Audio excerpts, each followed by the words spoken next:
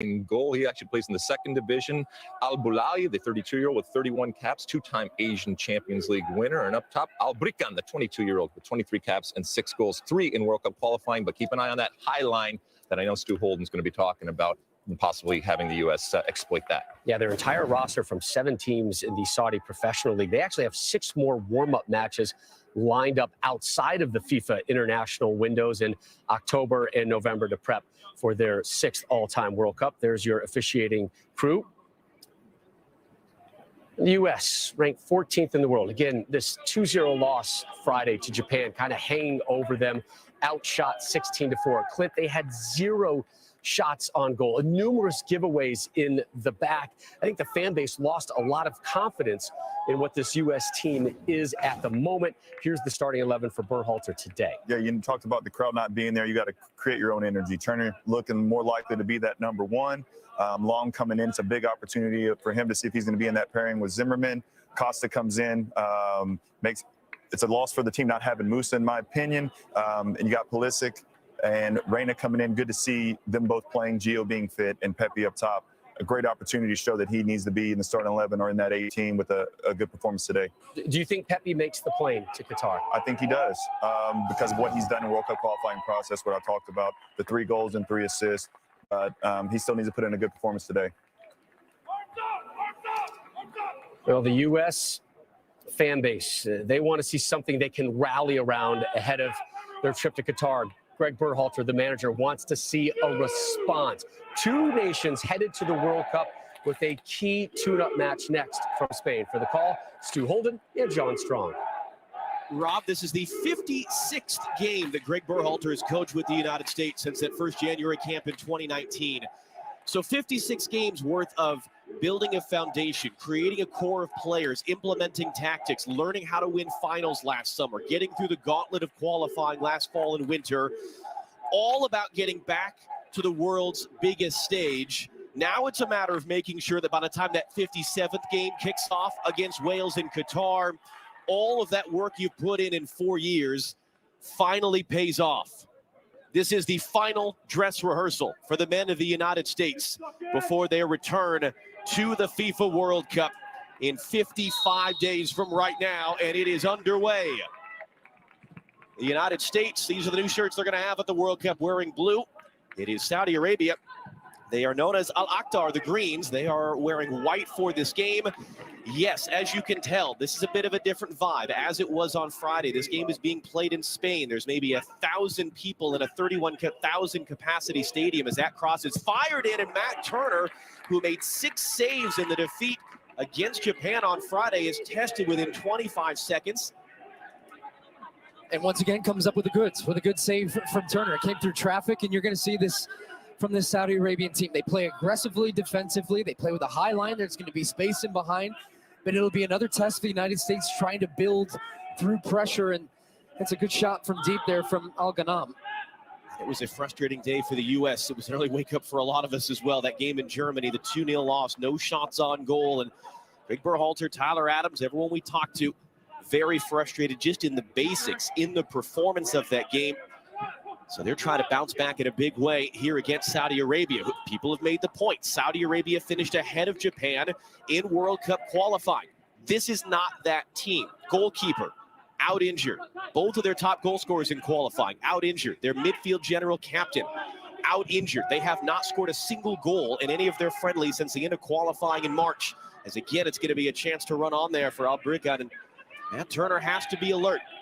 I mean, I was going to ask you anyway, is it about performance or winning? But there's nerviness anyway. Look, I think if you're watching at home right now and you want to get a look at what this team is going to look like at the World Cup and feel like, is the U.S. going to be competitive, you need something that's going to give you a bit of hope. That comes with a win. It also comes with the performance and executing as a collective, something we didn't see against Japan. And I think a performance against Japan that had some alarm bells ringing and people starting to question, well, you know, is this team too young? And will they be too young when that World Cup starts? And will that be too much of a pressure on them? And that's what you want to see in this game over the course of 90 minutes. Of course, it's not a must win in a competitive sense, but certainly from getting people excited and including the team, giving them some confidence, I think you have to win this game. Long switch to the left back, Abdul Hamid.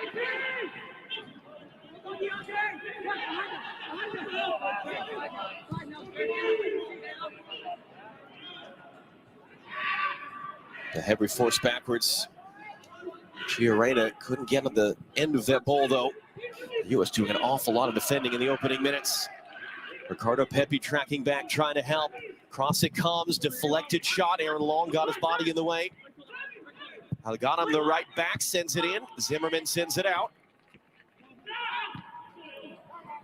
Alganam trying to hold it up a second time. McKenny had it poked away. Acosta was a step slow. Reyna, good first touch to get away. Immediate pressure, though. Kamal Hassan gets it away. Flag will come up on Ricardo Pepi. That's the right idea, though, and excellent work from Gio Reyna. And something's going to be very important in this game with pressure and ability there, right there to just get away from that first defender. It opens up the field, and Pepi just a half step offside against that high line. And for Pepi, when you're playing in that position and you know there's a lot of space to run into, it's so much about timing that run and waiting for that ball and your player that has possession to pick his head up, and when he puts it down, you have to try and look along the line and make sure that you stay on. That time Pepi was a half step offside. McKinney, good tackle there as Alnajai was trying to run in. Zimmerman going long, just sort of got caught up there in the air looking for Gio Reyna. We were told no VAR. Now, our friends and professional colleagues on Friday, John Taylor, were told no VAR there, and then it popped up.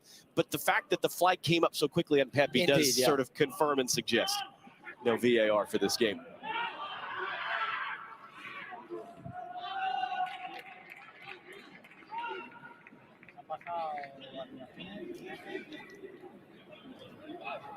Mohamed Al-Yami, the backup goalkeeper for Saudi Arabia, getting the start, sending that long. Yedlin and Acosta outdueled on the outside. Great work from Adams, just reading it from the middle of the field there. DeAndre Yedlin had stepped further forward to make the challenge. Tyler Adams, as he often does in that position, snuffing out the danger and just gets back and wins the ball for the U.S. And I think what we're going to see, first time for them in possession, and just look how squeezed that Saudi Arabian defense is. Just, you can throw a blanket from them from the back all the way to the front. There's about 20 yards in between. And right now, so no pressure on the ball. You're going to start to see the U.S. play a little bit more direct and some long diagonal switches. Here's Christian Pulisic, did not play on Friday. Great to see him out there today. Gets it back for McKenny. Pepi lays it off. McKenny running in, flag staying down. McKenny into the middle, and the flag does come up once McKenny got back to that ball, even as Al-Yami made the save on Pulisic. It's the right idea, though, and this is another way to break down a high line. Not just running in behind, but movement from deep and runners from deep. Lovely little combination ball from Pulisic, and it's not here that the ball comes, it's from Pepi. So it's the second one where McKenny is offside and third man running. The pass was under hit in the end that was looking for Pulisic, but that's a nice burst of speed off the sideline there to open the field up. Hervé Renard, 53 years old from France. Fascinating guy. He's twice won the Africa Cup of Nations with both Zambia and the Ivory Coast. He took Morocco to the last World Cup. When he was hired by the Saudis in 2019, he was their 20th different coach in 20 years. So the fact that he's lasted this long, actually most wins and longest tenure of any foreign-born manager in Saudi Arabia's history. Not much job security there.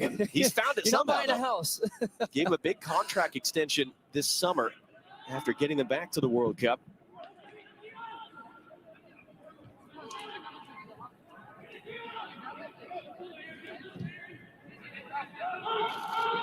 Pepi and Chase. Abelehi able to step around him.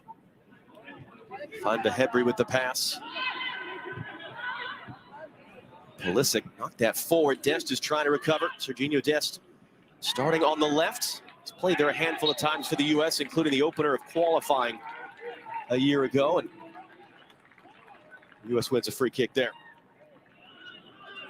Greg Berhalter, very honest with us in talking with him yesterday. Said our organization versus Japan was poor. Our performance was poor. Our decision-making on the ball was poor.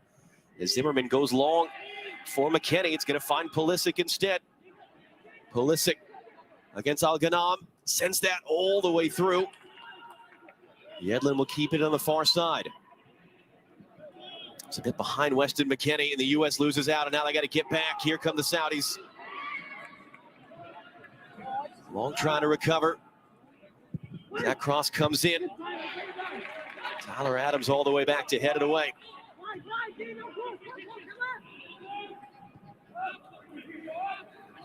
But to finish the thought on Greg Berhalter, what he said was we can do one of two things, either dig ourselves a hole and be depressed and angry, or we try to learn from it and try to move on and build the confidence back up and make sure we finish with a good performance today.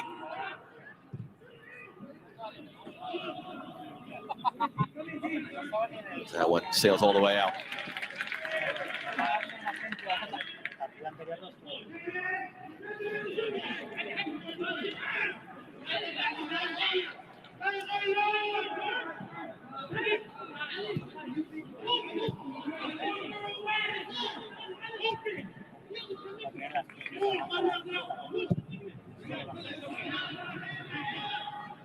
And one of the keys, I think, for the U.S. to be effective in the attacking part of the field is moving the ball quickly. The slower you move it, it gives the Saudi Arabian team more time to rotate and shift and get some pressure on the ball. If they can shift the ball side to side or vertically at times and test the ball in behind. Here comes another long direct ball. Great ball from Zimmerman. Weston McKennie once again making the runs. Tremendous control by McKennie. Gets the shot away. Didn't get a ton behind it. Al-Yami into his first save of the game.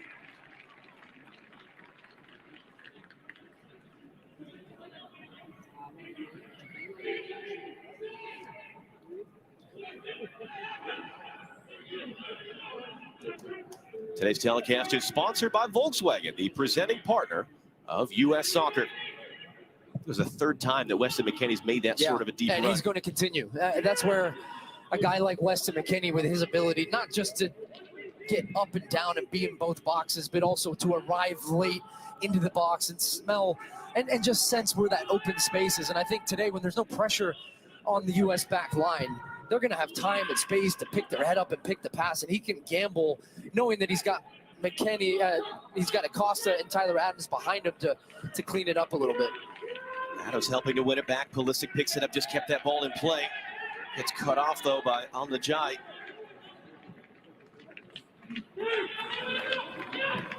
And Dest was just able to shepherd it out. And I think one of the other things we're seeing early, John, we talked, look, Saudi Arabia finished ahead of Japan in World Cup qualifying.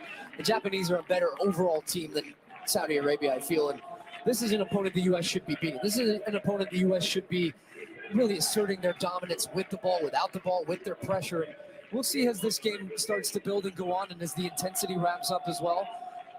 But it's been a better start than the other night, but it's a totally different type of game for the U.S.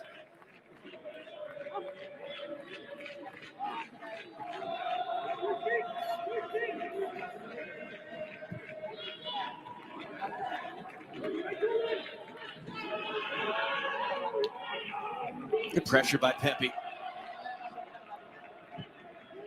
His first appearance for the U.S. since March. That pass knocked away, though, from Kellen Acosta. Tyler Adams comes to collect. Adams from Dest. He's got a couple different runners. McKennie on the run as it comes over the top.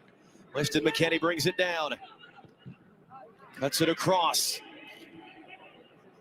Yedlin for Kellen Acosta. Adams trying to reset for McKennie. Long run to get there. It does just stay in play for him. He couldn't do anything with it, though. Well, they're getting into some good spots, and it's McKennie once again, and it's on the left-hand side again. But then it's decision-making now in the final third. When you get into that, knowing you have time and space, knowing you're in behind the back line, it becomes about now picking the right pass, getting your head up, making sure that runners are making good runs off the ball, and for the U.S. now to connect that next phase. I think in the middle phase, in the middle of the game, they're really breaking down and finding good solutions to get in behind the back line.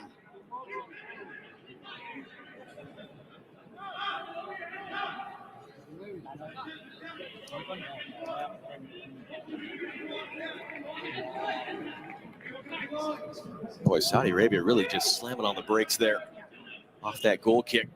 It sails all the way out as Albrica and couldn't get up to get it.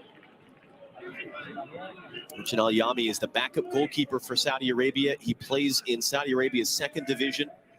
Their starting goalkeeper, one of a couple players that picked up an injury Friday in the scoreless draw with Ecuador. Mohamed Al-Owais out with an ankle injury as that one's miscontrolled out for a Saudi Arabia throw.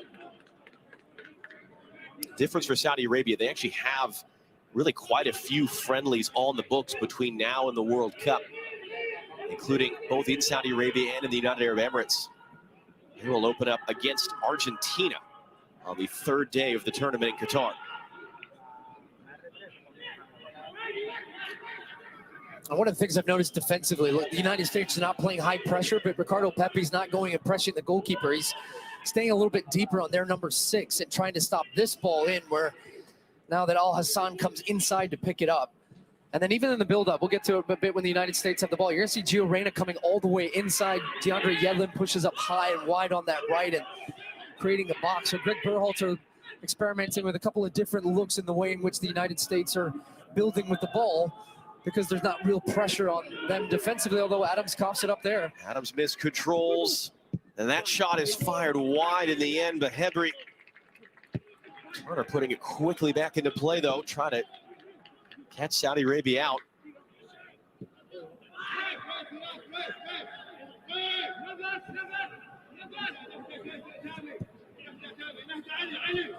Tyler Adams, as ever, very honest, very direct. Speaking to him yesterday, he said the biggest thing was we didn't really show up. We let ourselves down with our intensity against Japan. So the bare minimum this team needs to bring energy, intensity, ready to battle. We didn't have that. We need to have that in this game against Saudi Arabia. Zimmerman looking long. Yedlin able to bring it down. Reyna the return. DeAndre Yedlin a chance to get across into the middle. Pepe was rising up, it was too tall. Clarence holding as far as Acosta, and it sails out. Well, that's good work from DeAndre Yedlin. And a lot of the passing from the back is starting with Walker Zimmerman and him skipping defenders, taking players out of the field. And then a little 1-2 from Yedlin. He gets into a good spot, and it's a good quality delivery that forces that clearance from Saudi Arabia straight to Kellen Acosta, who ends up skying the shot over the bar. But another pretty decent build-up there from the United States. Acosta getting the start for the injured Yunus Musa, who we understand is in the stadium, about a 2.5-hour drive from Valencia, where he plays, to Murcia in the south of Spain.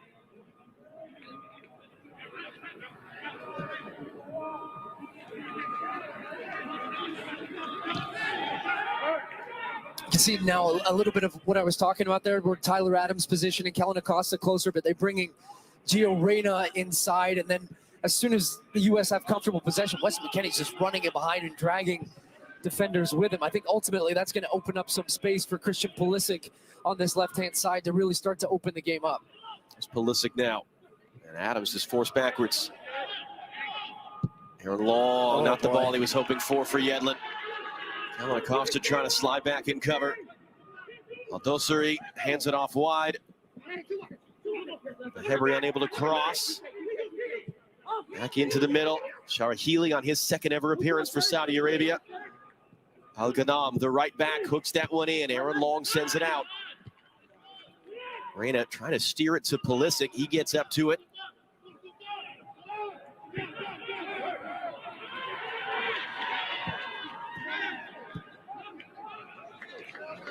Look at how open Pulisic is right now. Can Yedlin find him on that crossfield pass? Yes, he has. Pulisic brings it down, gets back to it at least for a moment. It was poked away. Al-Amri defending there right at the last moment.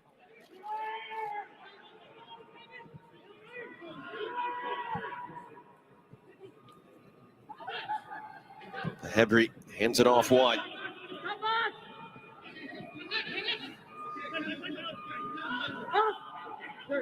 Come on, Serge. Walk your left middle one. Serge, you can do the wide one when it comes. D wide. Big Tyler down. Yes. Adams, good interception. He was actually fouled there. Advantage being played for the U.S. One of the advantages, I remember this during COVID when there were no fans in the stands and you could hear everything that was... You hear the truck backing up right now. Yeah.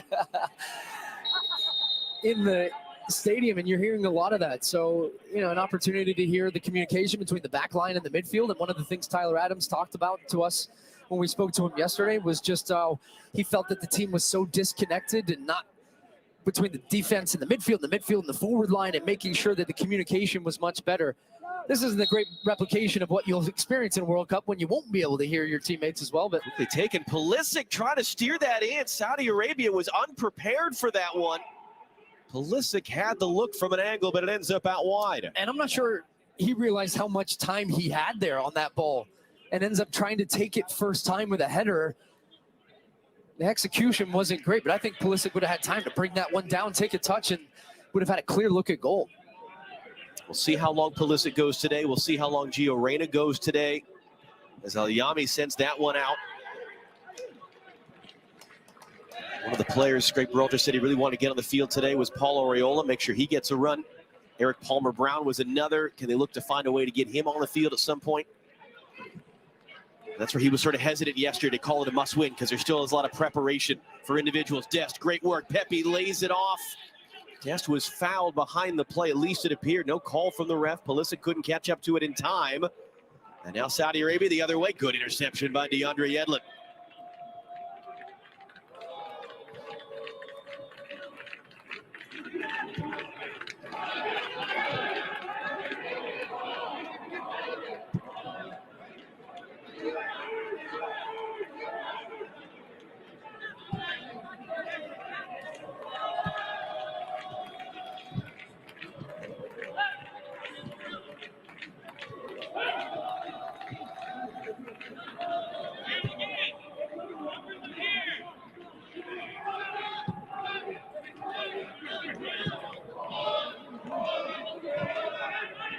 Christian Pulisic.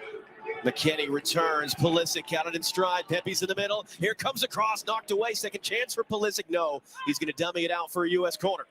You've seen it a couple times. Christian Pulisic, what's he good at? Getting defenders off balance, running at them. And then the quick combination passes, the give and go, because he bounces it off McKennie, instantly runs in behind. Defender Al-Ghanam gets sucked inside, and then there's space for Pulisic. He opts for the first-time ball to try and pick out Ricardo Pepi, and that little sign there, you can imagine, is a set play here for the United States, bouncing the ball twice for Reyna. Let's see what they do now inside the box. Gio Reyna to take the corner. The in-swinging ball from him. Guglielmi able to punch it away. This has been a huge point of emphasis for the U.S. since the end of qualifying, when only in one game did they score goals from set pieces. They've hired a new assistant coach specifically for set pieces, Lars Knudsen of Denmark. We saw them in June working a ton on those types of things. Over the top for Reyna. Trying to bring that one down. Reyna working hard. Able to get onto the end of that ball. Able to keep it. Able to reset for Tyler Adams. McKennie wants it on the far side. It was blocked up in the air, though. Adams in a real wrestling match, trying to win it back. Acosta the tackle. Good pressure, though, from the United States. And it starts with Tyler Adams. Just a tenacity to try and win it back. It bounces around, but the first person that presses it sets the tone for everybody around him. And then it comes Kellen Acosta. Then comes DeAndre Yedlin inside the U.S., winning the ball back in the Saudis' half. Nasser Al-Dosari was down for a moment, so the U.S. paused to allow him to get back to his feet.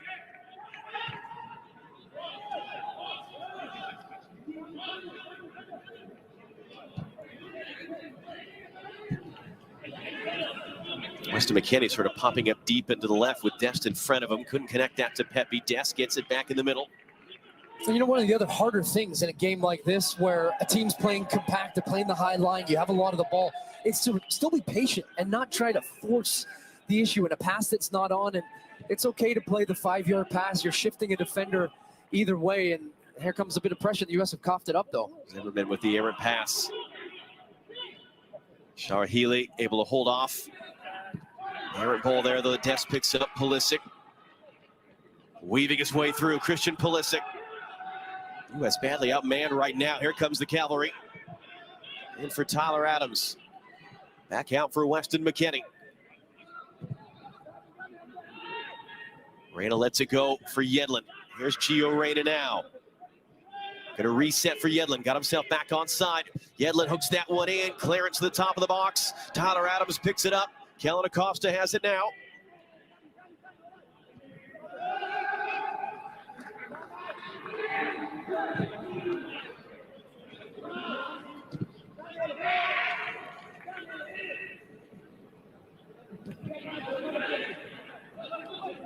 McKennie, it's a late run by Acosta there, but it's all the way through to the goalkeeper, Guglielmi.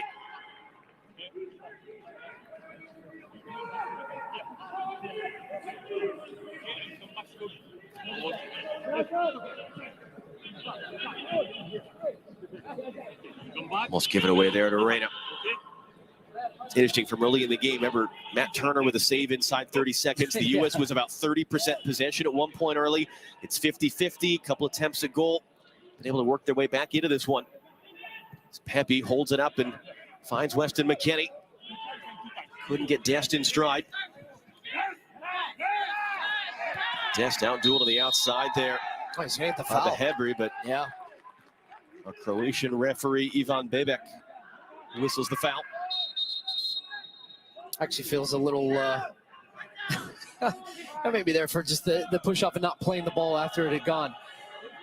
You know, you talked about the set pieces and the emphasis for the United States on that. It's interesting because you know teams are scouting you now. So whatever you're doing, more than likely you're not going to use at the World Cup. But it is and has been. And we were at practice with the U.S. in Kansas City ahead of their game against Uruguay and watched them training even just direct set pieces and the way in which they're striking balls at goal. Here's Pulisic running in. McKennie tight quarters, ran away from him. Acosta late to get there. Tyler Adams a chance. Adams tees it up and it's just wide. That's a good-looking strike from Tyler Adams, and it pops out to him at the top of the box. You've seen this happen a couple times. Saudi Arabia haven't been able to clear it fully. That one's a with clearance as well, and it's Adams who reacts first. He does well. He gets over the top of it. Good contact. And in the end, it wasn't actually the laces. He comes with the inside, trying to bend it and pick out that far post, and it flashes past. And you mentioned team scouting the U.S. Among the 1,000 people in this stadium, Rob Page, manager of Wales. They finished up their UEFA Nations League play in this camp, and he, we understand, is in Murcia watching this game ahead of the U.S. and Wales 55 days from right now, Monday, November the 21st, live on Fox.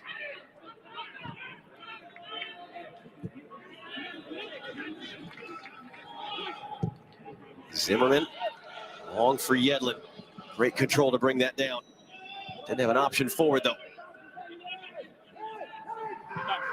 Reyna will reset for Yedlin, Acosta for company. And it breaks down.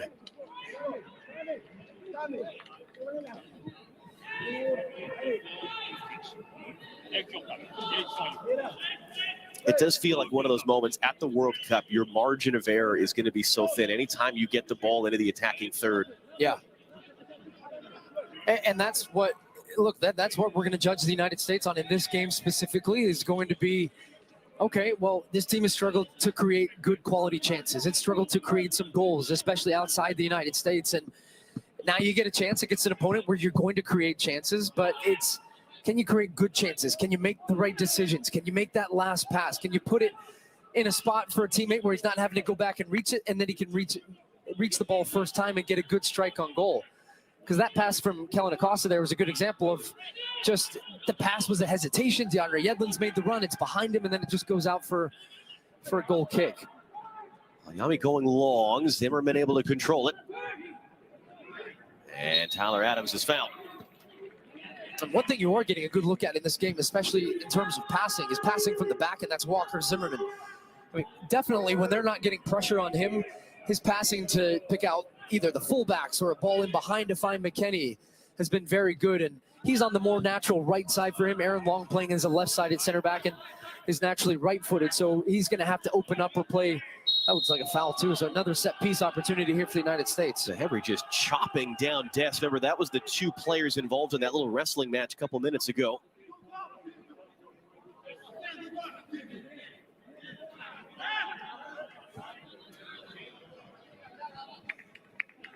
And Gio Reyna once again wearing the number 21 that his father Claudio wore in his first of multiple World Cups.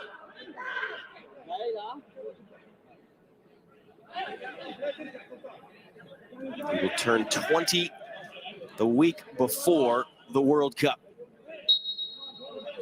And Reyna sends in this free kick. Long was up for it. Looked like a hint of a hand there potentially too.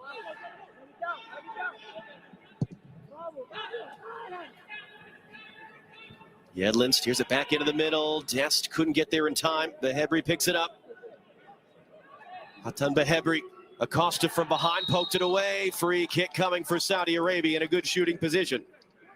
Well, that comes from the starting positions defensively for the United States, and it ends up being a poor header from DeAndre Yedlin that falls straight to Behebri, and then Saudi Arabia breaking away on a counterattack. Kellen Acosta trying to get back in position, dangles out a leg and makes a foul. And a set-piece direct opportunity to shoot at goal here for Saudi Arabia.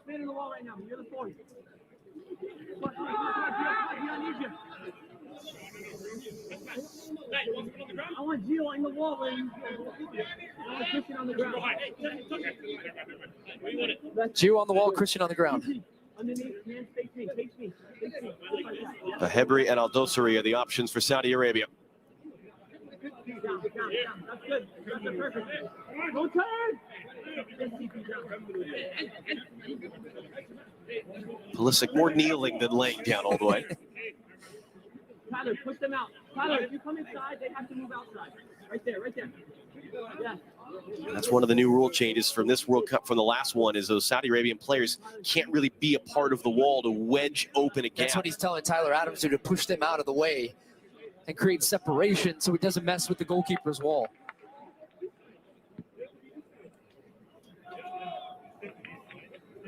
And Ivan Bebek, our referee, it's his first really top-level international game in a couple of years. Most of his top-level experience from about a decade ago. Trying to keep this wall set the way it should be. It's Behebri. It's all the way out.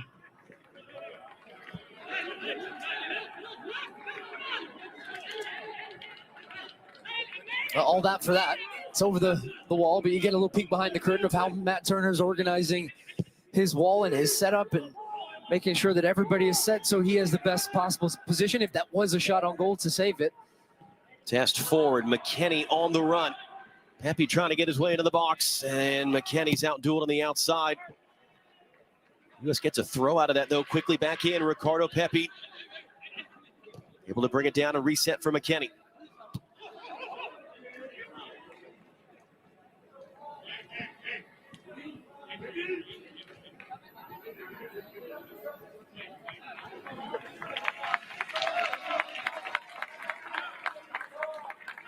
And this is what Jenny Taft was telling us. They've been preparing for a couple of minutes. So Gio Reyna is going to go off after 30 minutes. Paul Arriola has come onto the field. Well, we'll have to wait and see as well, because certainly when we talked to Greg Berhalter about potential substitutions and plan, there wasn't a Gio Reyna was going to come off after 30 minutes. We felt that we would see Paul Arriola at some point.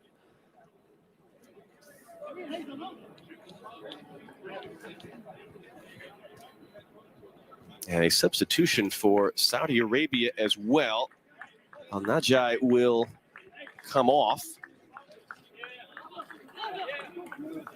Haytham Asiri will replace him. Teammate of the goalkeepers, Al-Yami, in the second division in Saudi Arabia.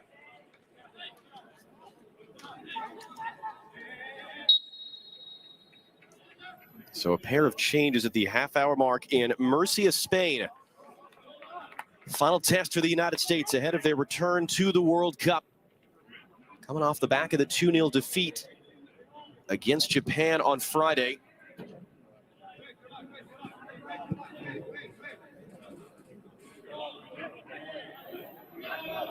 And the U.S. at the very least has improved in the sense that they have managed a shot on goal in this game, which they did not on Friday. Acosta for Yedlin. Pepe's running forward. Arriola's the trailer. Paul Arriola, first touch since coming on. Resets for Yedlin, not quite on the same page there.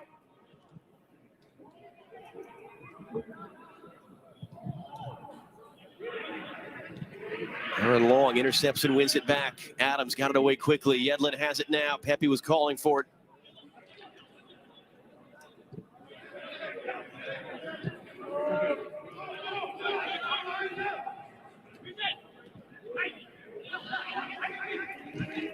Test under hit. Pulisic's going to pick it up, though. And then he goes down in a heap. McKennie comes in from behind. That one's whistled a foul.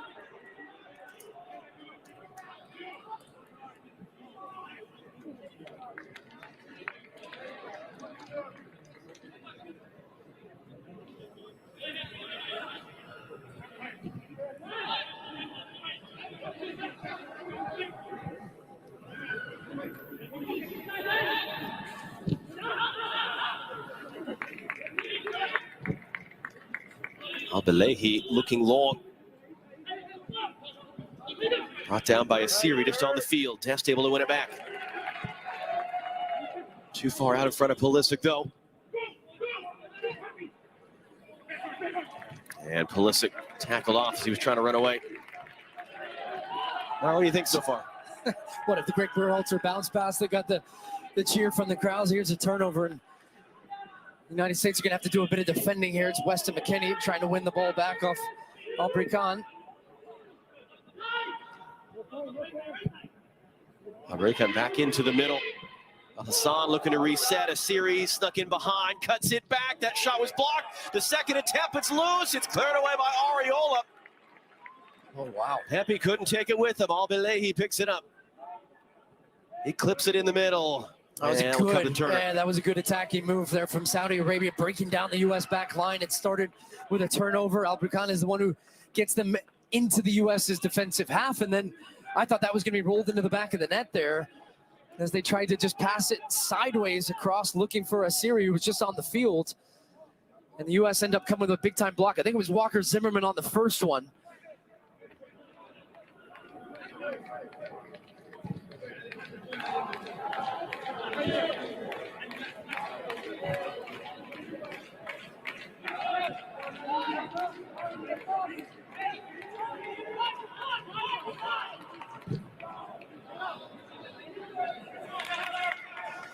Adams for Christian Pulisic. Forced immediately backwards. Acosta will go long, looking for Yedlin. Able to bring that down. But the flag does come up. Yeah, what do I think? You asked me. It's been okay, for the United States. You're trying to put it within context of how this game is. It doesn't have a really high intensity. They're not getting a lot of pressure defensively. There's been a couple of times where Saudi Arabia have had a chance to go forward. This ends up being poor from Yedlin because he can see right down the line there, and he needs to time his run better and stay on side. That's how the U.S. are looking to break down this defense. They've got the midfielders coming inside, dropping a little bit deeper. Fullbacks then try to get in behind. Long diagonal passes. I think it's a good formula. It's just still lacking that execution now in the final third for the U.S. And what do fans at home want to see this team do? They want to see the team put the ball in the back of the net. And so while they've had possession, while there's been a couple of half chances, there's yet to be that clinical move that has broken down this defense and gotten a good look at goal and a good shot on target where you think, here comes a goal. Zimmerman in for Ariola, replacing Gio Reyna a couple of minutes ago. What we know for sure is that was not the original part of the plan, was to have Reyna only go 30 minutes. We don't know any more than that right now. I'm sure nobody's panicked at home. I'm sure Twitter's doing just fine. Await the verdict of that because Adams is down. Tyler Adams down.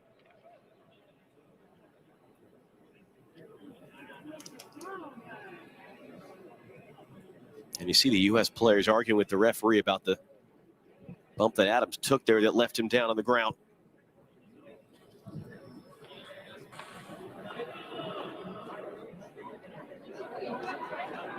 And this was the chance here. Getting to the end line, the cutback, that's that block actually from Yedlin, came all the way over from the right-hand side, made the block on the first one, and then tried to create that angle. It just ends up being behind as they're looking to get the shot on goal there from Asiri, and the U.S. able to clear. It's Paul Ariola coming back. It's an interesting thing, sort of to your point, because the result, how much does the result actually matter? So the U.S. has won each of the last 3 World Cup send-off games. Last time the U.S. lost their final tune-up for a World Cup was in 2002. What did they do with that World Cup? Well, they only got to the quarterfinal. It was the best World Cup the U.S. has ever had. But beyond that, when Greg Berhalter from day one as the coach says his mandate is to change the way the world thinks about American soccer, what he really means, change the way U.S. fans think about the men's team, that's where the perception element of it, the excitement, the hype, the anticipation is a significant key. That's the significance of the next hour. Think about it with England yesterday and how all of England were feeling it 2-0 down to Germany to how they felt right at the end. And that's the challenge here and the opportunity for the U.S. And look, the United States are back at the World Cup for the first time in 8 years. We're excited, but we shouldn't take that as, hey, we're back, we're just happy to be here. And I don't think anybody feels that way, that, hey, we're back, it's a big party. This team needs to go and they need to perform and they need to match up to the expectations of what we've been building over the past couple of years when we think about this team, and young, exciting, individual talent playing at big clubs. But it's pulling it all together now. And the minimum expectation, I think, going into a World Cup, as the United States is getting out of the group. It's a group that you look at and you think the U.S. should get out of that group. And you want to watch this game and you want to feel that, hey, I see that. I see that on the field. And ultimately, that is part of that larger conversation, as you said, John, of changing the way that we think about the men's team. Pulisic is fouled by Asiri. U.S. players getting increasingly frustrated. Tyler Adams throwing a shove in there. It's a weird spot for a referee to be in. What are you going to do, send guys off in a friendly match? Not that that foul, of course, justifies it, but in general. You still do need to protect the players, though, at the end of the day. And how does he do that? We'll see. Because Pulisic now has taken a couple of kicks off the ball, some late challenges, and that comes with the territory sometimes when you're the skill player and you're taking players on consistently. Brendan Aronson got beaten up in that Japan game on Friday. Indeed.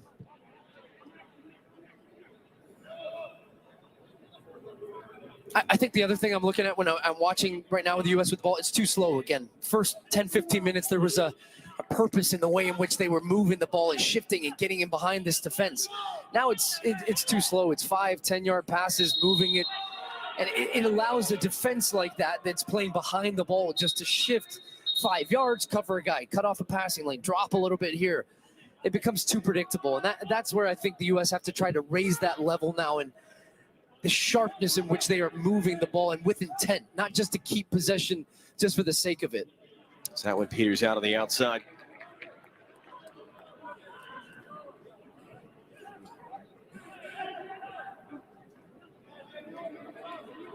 DeAndre Edlin, 75th appearance for the U.S. tonight. He made his debut in the January camp in 2014. He was 20 years old. It was the beginning of his second year with the Seattle Sounders. We did the Sounders season opener that year. We spoke with Yedlin the day before, and the screensaver lock screen on his phone was the World Cup logo of 2014. And we asked him about it. And he said, I'm going to be at the World Cup. And our response was, sure you will, kid. You're 20. You've just made your debut. You're not played at the World Cup. And he is the only player, more than likely, that we can expect to be at the World Cup for the U.S. with any sort of World Cup experience. One of the few players left from 2014.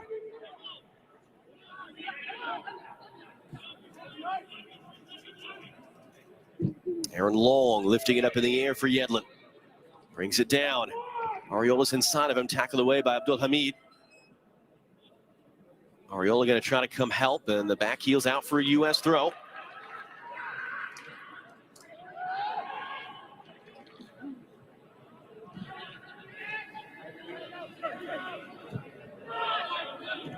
Serginho Dest. Adams nowhere to go but backwards. Zimmerman this time going long. Kellen Acosta trying to sneak in behind. Flag will come up for offside. About 5 minutes to go in the first half in Murcia, Spain.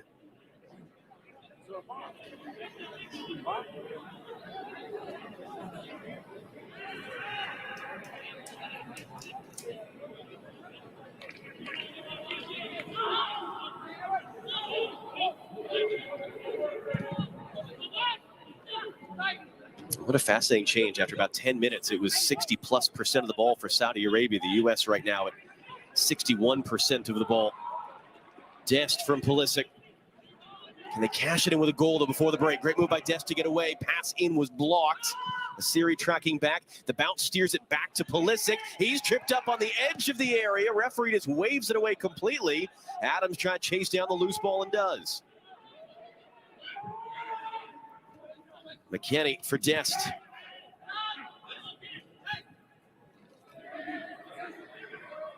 Adams, long switch for Yedlin.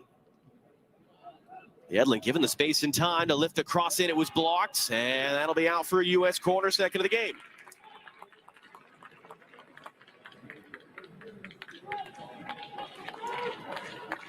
Oh, boy, I mean, it looked like, hey, Pulisic is in the box. Let's see if there's...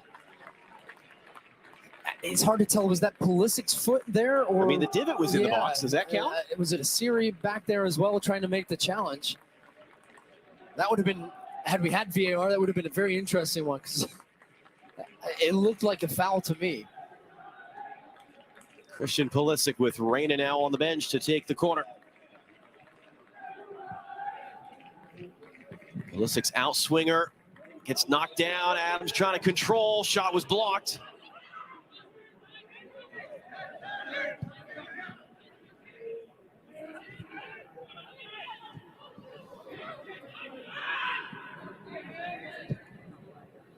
Hedlund back to the right wing. Zimmerman trying to bring that down and control it.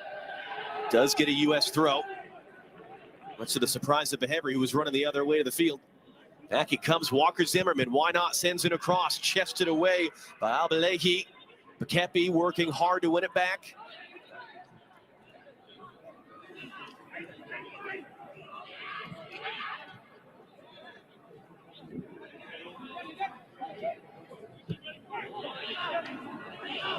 Just sort of bounce underneath Dest's foot, and that allowed Asiri to come tackle it out.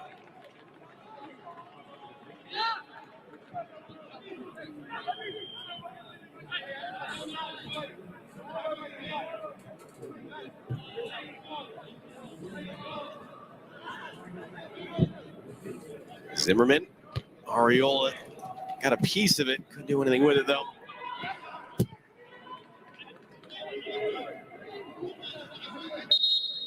You feel like it's a significant night for Paul Ariola. Yeah. Where does he sit on the bubble of the roster? He's played more games than anyone else under Greg Berhalter, 31 of them now. Having a terrific year for FC Dallas. He's built a fantastic partnership with Jesus Ferreira.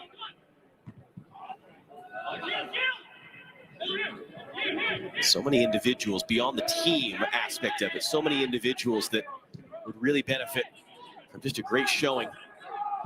It's part of the conversation we had with Greg Berhalter yesterday, though, about that. And he definitely wasn't making excuses when it came to the Japan game, but also just stating the obvious, in that for almost everybody on this field, it would be their first World Cup, and starting to feel like, hey, this is getting real now. All the conversations are about the World Cup, about the first match, about making the roster. And for a young group, and the youngest average age by a mile of any team that qualified for a World Cup, and thinking about like, hey, I got to stay healthy. I need to do everything I need to do. I need to do what the coach wants me to do. And playing every single touch in a way in which you're measured and calculated and trying to do everything right to be a part of that roster. And you try to balance that then with not having your A group, playing a friendly in Spain against Saudi Arabia. And this game it's been an interesting one. Bricon laying that off, long run on the outside. It will run all the way out for a goal kick.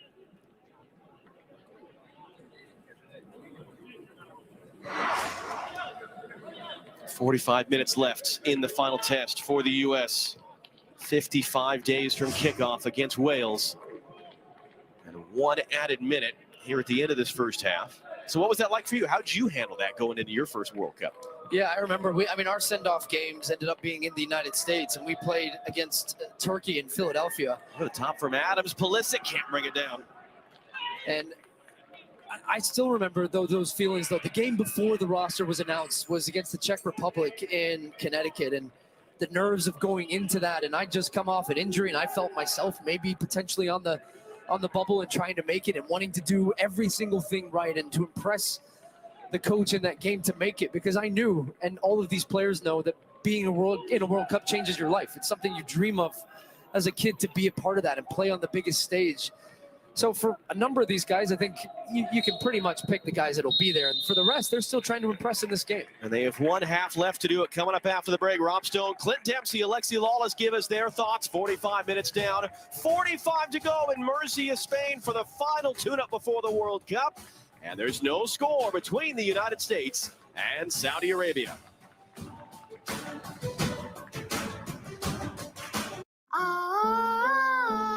Open. Here you go, buddy. Thank you. You may kiss the bride.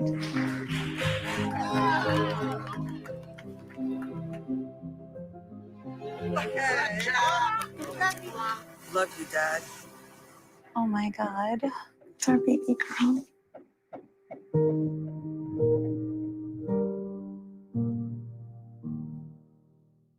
So? The new iPhone 14 Pro. It's amazing. Yep, the camera is incredible. And you'll get our best deal. Nice, but everyone should get it. Everyone can get it. Every new customer. And every existing customer. Every iPhone. Every iPhone. Every iPhone. Every iPhone. Okay, my work here is done. Everyone gets the best deal on every iPhone. Best one yet. Everyone gets AT&T's best deals on every iPhone. Get the new iPhone 14 Pro on us. Are you coming for my job?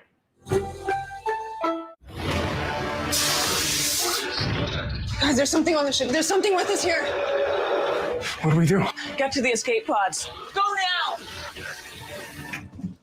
Okay, I'm an alien, and I got these claws. I'm climbing the wall now. If you're making a sci-fi movie, you need to finish the special effects. Does that look good? And if you want to save by bundling home and car insurance, you need Geico. Guys? Uh-oh. See how much you could save by bundling with Geico. Is that going to be a problem? It's Taco Bell's double steak grilled cheese burrito with all that steak, nacho cheese sauce, shredded cheese, and even more melty cheese grilled on top. It's back, the double steak grilled cheese burrito, only at Taco Bell. I like to boost it, my vitamins can boost it. I like to boost it, we like to boost it. Boost. A fizzing amazing vitamin boost. Boost it. Each day is a new day for this team, with new goals and new challenges. We are on a journey. We keep our focus on today and the next step on the road ahead. Each practice and each game is an opportunity to improve our game, to work hard together, to discover our potential for greatness. The future is now. Now. Now. Will he customize and save $652 with Liberty Mutual? He's got it! When I was diagnosed with breast cancer, I realized what critical access to healthcare means for a family. I'm Laura Ellman, and as your senator, I'm fighting to lower the cost of healthcare and prescription drugs, cracking down on corruption, and putting people first.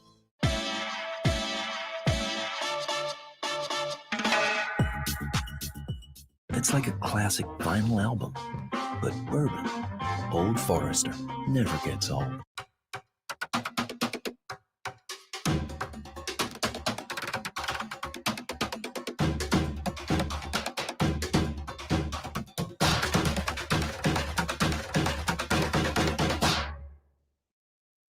If you want to experience all the different tastes in a coffee, open up for all the different elements in that coffee.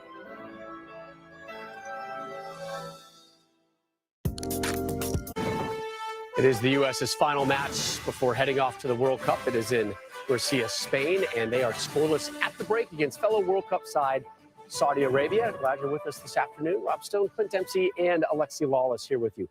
Coming on the heels of Friday's disappointing 2-0 loss to Japan, U.S. manager Greg Berhalter saying today he wants to see a response. Today, better, but certainly not great through 45. They gave up a great opportunity just 24 seconds into this one. Yeah, did not start great for the U.S., but as you said, everybody wanted to see an adjustment. And I think you saw that. The amount of long balls out of the back, whether it's from Long or Zimmerman, and the amount of times that Weston McKennie was making that late run into space, obviously they changed. I mean, this is not the greatest playing surface, so those long balls are on, and there are opportunities out there. What I noticed is we did have our best chances when we had the wingers getting wide and we'd have the runs from our midfield stretching them. And as you see, McKennie did that twice. Saudi Arabia does keep a high line. A good shot there from Tyler Adams. And we got the sub here, Gio. We don't know what the reason he came off for. Normally when you make a sub, it's planned. Obviously, he had the ball, he kicked it out. It's not good to see him going off the field. And we were told Gio was going to get a full half. Yeah. He only got 30 minutes. Wonderful opportunity for Saudi Arabia here in the 33rd.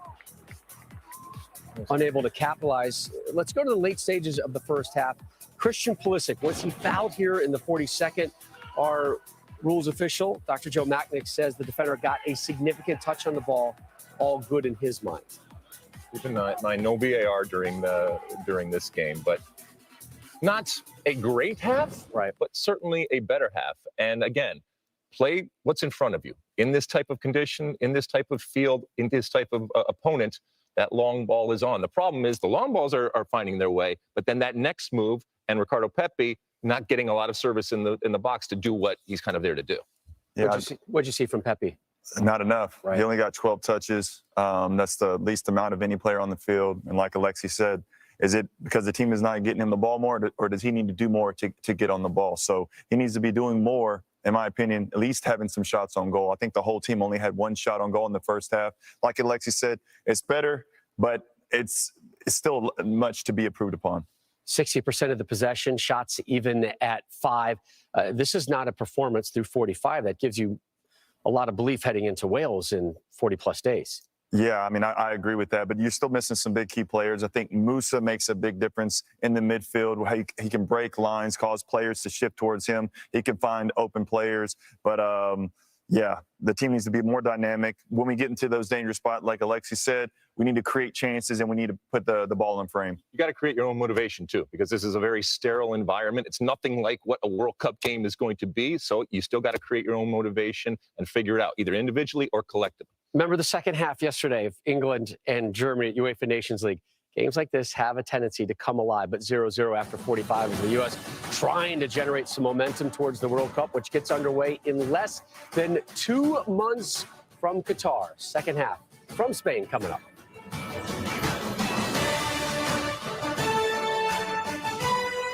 You're making all the difference out there, kid. Für Dortmund, was just about our next big American pressure. So where do you think this pressure is coming from? Everyone. I'm just here for the mints. The managers still have faith in you. So much pressure. Pressure makes diamonds. True. Prolific! He scores! Incredible! If you know, you know. Crispy corners, sauce on top. If you know, you know. Detroit style is back at Pizza Hut, just $12.99. You are trouble. No one out-pizzas the Hut. This kit is more than just a jersey. It's a responsibility to get it muddy, sweat-soaked, grass-stained, dirty. And this dirty kit requires clean, healthy hydration. Not just to sustain us on the pitch today, but to preserve the beautiful game for the next generation. So they can pick up this jersey and get it dirty. Ooh, DQ chicken strip basket? I want in on that. House-made Hidden Valley Ranch, fries, Texas toast, and DQ chicken strips. Let's go now. Or let's get delivery at DQ.com. It was unfathomable that that happened on the talk. Why are you all doing this to me? The punishment doesn't fit the crime because there was no crime. I say when I'm done, not then. It's Washington and Dallas. How much pressure is there on Dallas? Zeke Elliott, CeeDee Lamb, Micah Parsons. They have the pieces. There's a lot on the line for both these teams. The NFL, Sunday on Fox. Your small business has a partner that always puts you first. GoDaddy, tools and support for every small business first. Introducing boneless bar pizza. At $9.99, the ultimate game day food is here. And look at this cable bill. Well, what if I told you that you could get home internet from Verizon? Verizon does home internet? Verizon does home internet, and it's only $25 a month. Verizon Home Internet. No annual contracts, no hidden fees. Starting at $25 with select unlimited plans. Oh, we should chill out by the pool. Yes, and bottomless margaritas. Yes, and bottomless daiquiris. Get more food, more drinks, and more fun for less money with cheapcaribbean.com. The Russos have become nocturnal due to slow T-Mobile home internet. Well, I'm up. They can only use it when the rest of the neighborhood isn't online. It's your turn to feed the owl, honey. Why do I always have to feed the owl? Because we tried to have a goat, but your dad ate it.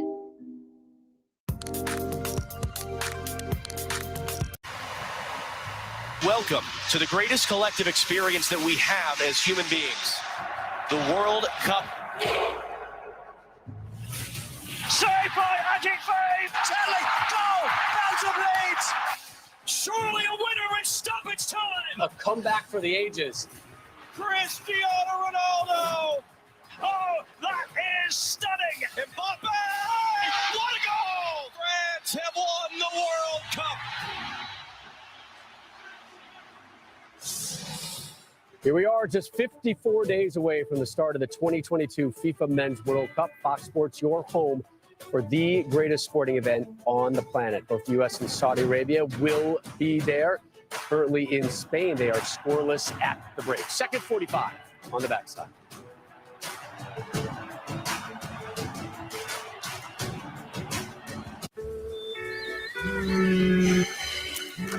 You know, it says out of workshop for a reason. So sorry to bother you, boss, but they moved the World Cup to the holidays.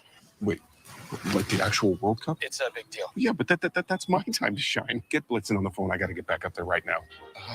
I gotta go. This is beautiful.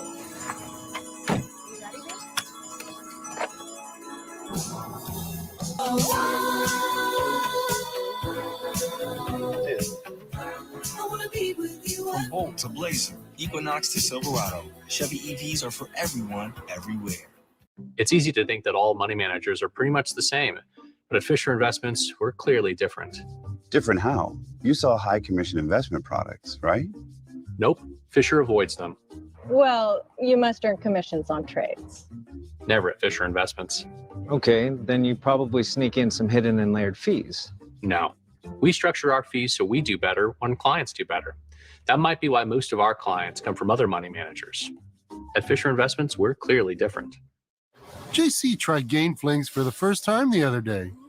The scent made quite an impression. And I swear by the moon. It was like that towel and JC were the only two left on Earth. But they weren't. You can always spot a first-timer. Gain Flings with Oxy Boost and Febreze. Seriously good scent. And now, get $10 back when you spend $30. That's a seriously good deal.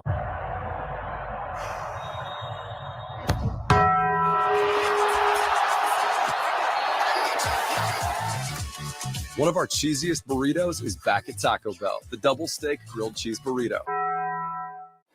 A Corona and palm trees. A Corona and calm seas. And a bomb breeze. And our strong knees. It's Andy and Snoop. And we're eating Guam cheese.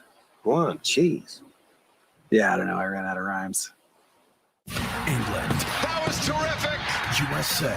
Go, US! At Wembley Stadium. October 7th on Fox. Get a new set of tires in just a couple clicks at Firestone Complete Auto Care.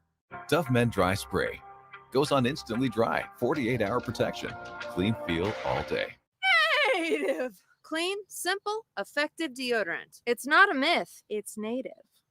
We made a promise to our boy Blue that we would make the healthiest foods possible with the finest natural ingredients and real meat first.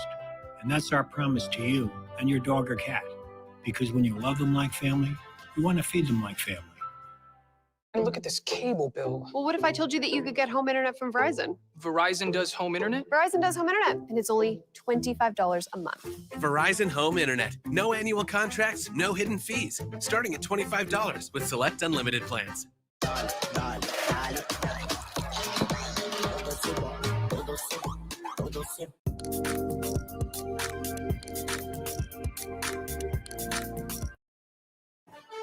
Our coverage is sponsored by Volkswagen, the presenting partner of U.S. Soccer. No U.S. subs to start the second half. Clint, what do you need to see from Ricardo Pepi as far as adding to his game? Things I think he needs to add to his game is to be a little bit more selfish at times. It seems like he plays too simple, gets the ball, gets it wide, and tries to get into the box. Sometimes you got to get on the half turn, run at people, and get shots off. That's the only way you're going to score goals. I like to see him be a little bit more stingy with the ball. Yeah, again, Pepi just 12 touches, 0 shots. Lex, what are you looking forward to in the second 45? Well, I mean, there's still substitutes to be made, and some quality, whether it's Malik Tillman or Josh Sargent, put the redhead on, see what he's got, Joe Scally, those types of things. I mean, that's kind of the things that I want to see in this game. Plenty more on the post-game show. For now, though, back to John Strong and Stu Holden for the second half call. And Rob, it's an interesting question. Who has 45 minutes left ticking on their own personal clocks to try to state their case to get on that plane to Qatar for the World Cup? 45 more minutes of preparation for the U.S. Final tune-up before they return to the world's greatest stage in Qatar against Wales on Monday, November the 21st. Second half underway with Saudi Arabia. No changes for either side.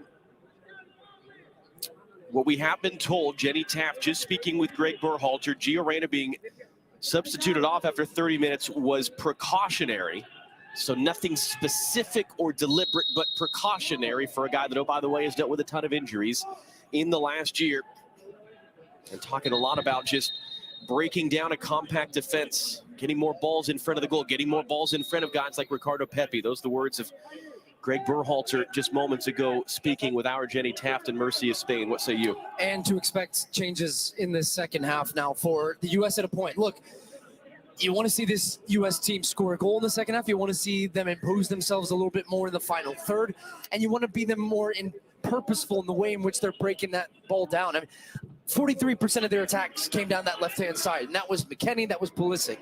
24% down the right-hand side. I think Paul Arriola will balance that out a little bit, but it's the long, direct passing from the back. And then I agree with Clint, too. Ricardo Pepi, sometimes as a striker, it's difficult. You don't get as many touches on the ball, and you want to get involved, but it would be good at a time if you can drop into the pocket, turn, run at a defense, and then potentially open up the game for the guys like Pulisic and Arriola that would be running off him. A lot to think about. The first half was slow at times. It was sloppy at times in possession. And you want to see just a more complete performance here in the second half. Saud Abdul Hamid able to keep that one on Yedlin's challenge. The Hebri on the outside, blocked by Yedlin. They're shouting that it was a handball. Again, no VAR in this game, and it's been given as a corner.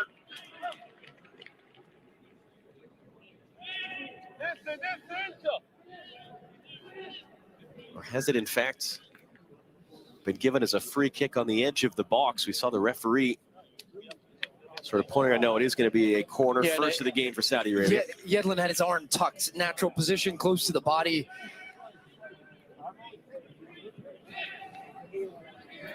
The ref might have just been making the point, even if it was a handball, it was outside the box anyway. Yeah. Al-Dosari to take. Matt Turner, one first half save. Made 6 on Friday against Japan. Deep outswinging ball. Got it back to the top of the box. Alyssa, good close down there as it comes back wide to Al-Dosari. Al-Brikan, their center forward, bouncing it off of Yedlin. Will do it again.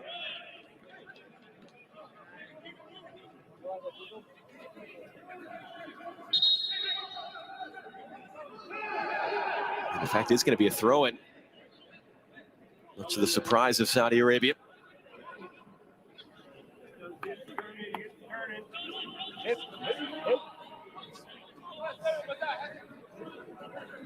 And further elaboration from U.S. Soccer, muscle tightness, but all precautionary for Gio Reyna, the reason he was subbed off after about a half hour. Long throw into the box, flicked along, brought down by Al Hassan. Wide for Asiri, back into the middle. McKennie, that was Adams, in fact, blocking it. It's sent back in. Yedlin heads it away.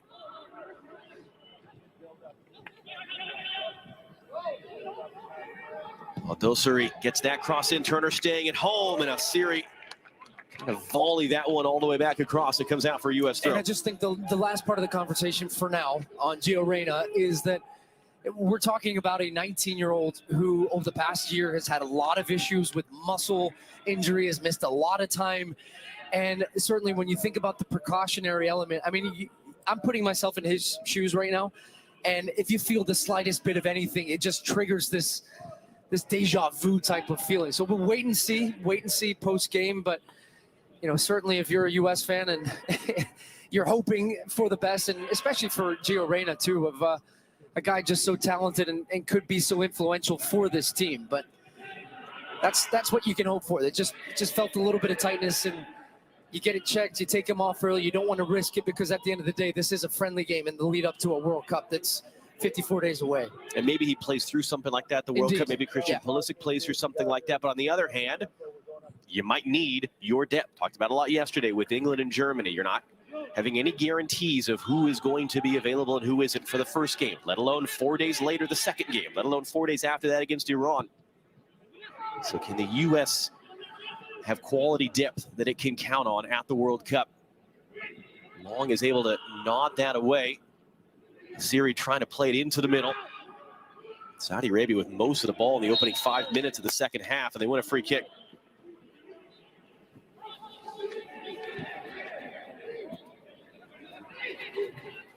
Good job, guys. Good job.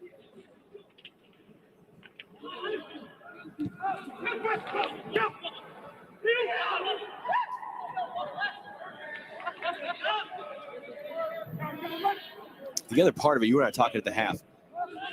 The U.S., like a lot of teams, they want to play these games. Canada was the same. In Europe, don't make your European core get on an airplane, go back and forth in the midst of a really, really busy schedule right now and just add to that fatigue. But the flip side of it is when all the European teams are locked up in Nations League games, as Aldosari sends that cross into Matt Turner, means you're playing back-to-back games in an empty stadium in a neutral venue, and Not it is ideal. tough. It is not ideal. Yeah, it's tough. It's tough for the players. And it doesn't, obviously, as we've seen over the first 51 minutes or so, it doesn't produce the best intensity in terms of a game or a test. Look, I think the Japan game was a different story. I mean, that Japanese team approached that game like it was with a World Cup type intensity, especially early on. But within that, look, yeah, I mean, this is who the U.S. were able to secure as a friendly. This is a team that will be at the World Cup. This is still an opportunity and an exercise for this team to be all on the field all together, and you get out of it what you can, and you have to try and make the most of that individually, collectively.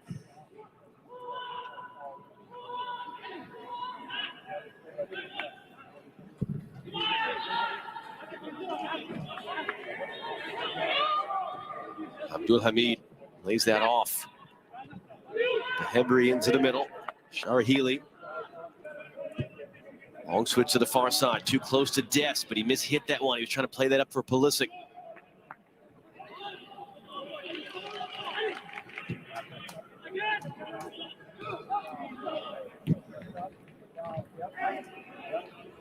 Zimmerman outdueled in the air there. Able to do enough to not let it come to something for Saudi Arabia. They get a throw out of it. Long spell of just the Saudis keeping the ball. U.S. really unable to get out and get anything going so far in the second half.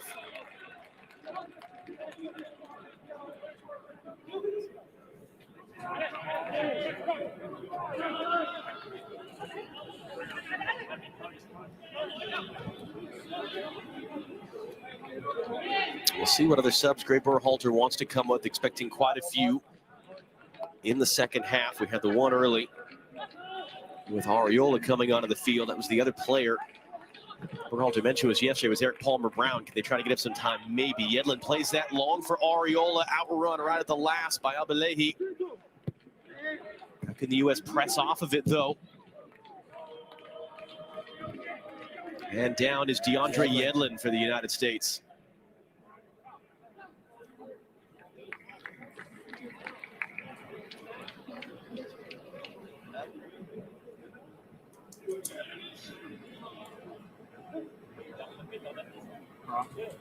It was hard to see if that's the moment. Is there a bit of, it seems maybe the follow through of his right leg into Bahebri. That seems to be the area of his body that he's holding right now. And U.S. fans, also Inter Miami fans who are, gearing up for the stretch here to try and make sure they're above the playoff line in the Eastern Conference. By the tiebreaker on Columbus right now going into the weekend.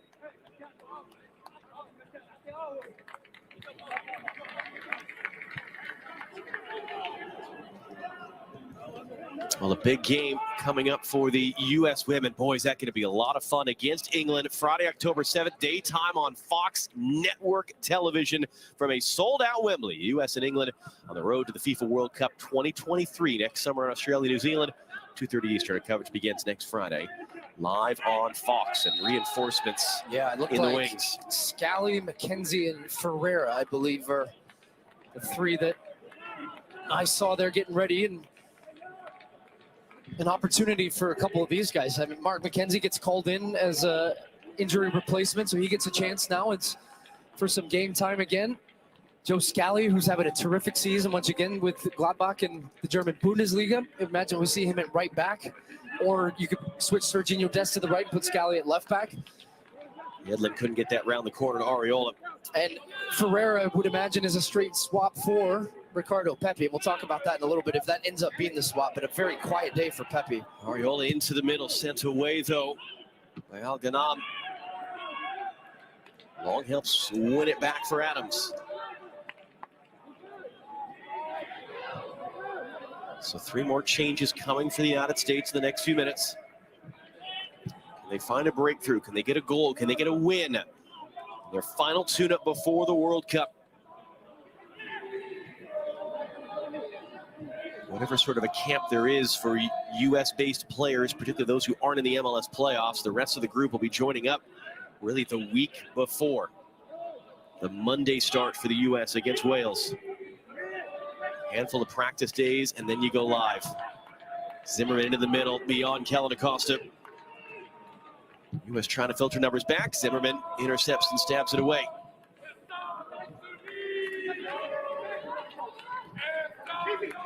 Yedlin able to win it back with Acosta's help. Yedlin rides the challenge. Yedlin trying to accelerate, gets the cross into the middle, takes at the end of that. Big hit.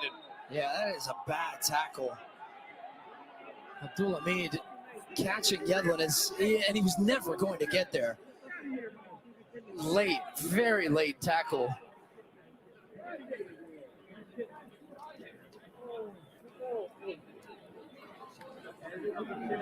Yellow card, Saud Abdulhamid.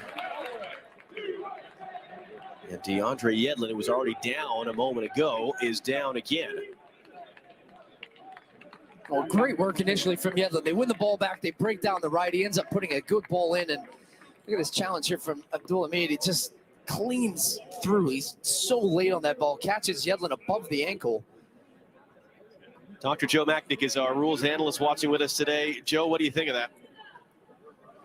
Well, the law book is clear. Any player who lunges at an opponent challenging for the ball with his feet first, whether it's from the front, the side, or the back, both legs, using excessive force is worthy of a send-off. But, John, you made the point earlier in the broadcast, in a friendly game like this, the referee surely doesn't want to reduce the team to 10 players. But that's clearly a red card foul there. And certainly when you're talking about trying to protect players, trying to make sure everybody's healthy 100%, that is a real concern to see. And you see the substitutes getting ready to come on for the U.S., and you wonder how much of it is whether Yedlin can continue or not, or just a matter of getting him up on his feet and getting him off. And it is going to be Yedlin off for Joe Scally, the 19-year-old from Long Island of Borussia Mönchengladbach, the former New York City homegrown player, on for just his third international appearance.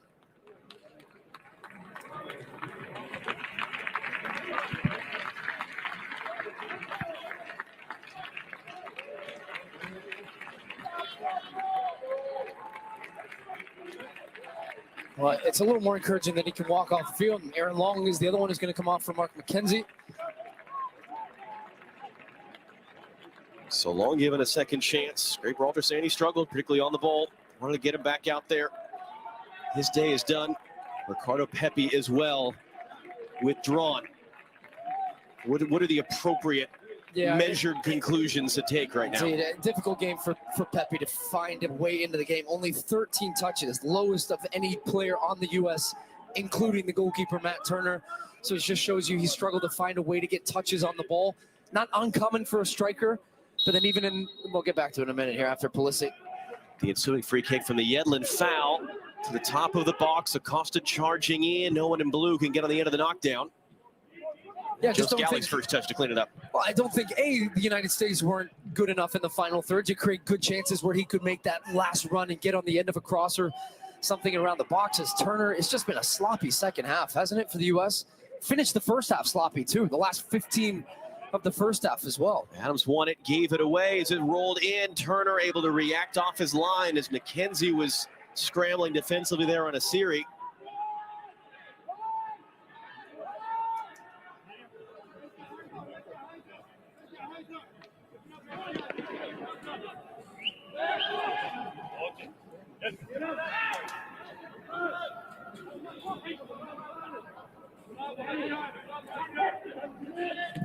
Zimmerman now for Joe Scally, who's going to set up on the right. Advances, clever little touch, got back to it. In between options there, Ferreira and Areola. Scally trying to win it back on the outside. Joe Scally working hard, fans liking it. Tyler Adams back for Kellen Acosta. Ferreira wants the cross in. waving his hand. So does Weston McKennie. In it comes from Scally. Not going to find either. Popped in the air awkwardly. Goalkeeper Alyami comes to get it. But that's good from Joe Scally. And what you see is a guy who's on and he's trying to make an impression. Takes on a defender. The first one skips past him. Second one pushes it around him. It's just great work. He's got his head up. There you go. Here comes a challenge coming in quickly and puts a good ball in the box. Ferreira saved by Alyami from Paul Arriola's setup. Well, as you would expect, what you would want as a coach is just an instant lift and a change in energy from your subs. So guys that are now bringing a bit more tempo to the game, a game that had been flat, and instantly it's produced 2 opportunities there for the United States on the ball. And first real test of the goal came from Ferreira there, and a half chance where he's able to get a good strike-at goal that forced a save out of Alyami. Second save of the game for Saudi Arabia's backup goalkeeper. And Jenny Taff reporting DeAndre Yedlin icing his right ankle, limping, but telling players on the bench he's fine. So good sign for him from a nasty tackle that he took, that he seems to be in good spirits on the U.S. bench right now. Ball stayed in play, or no, it did not. It was out for a U.S. throw.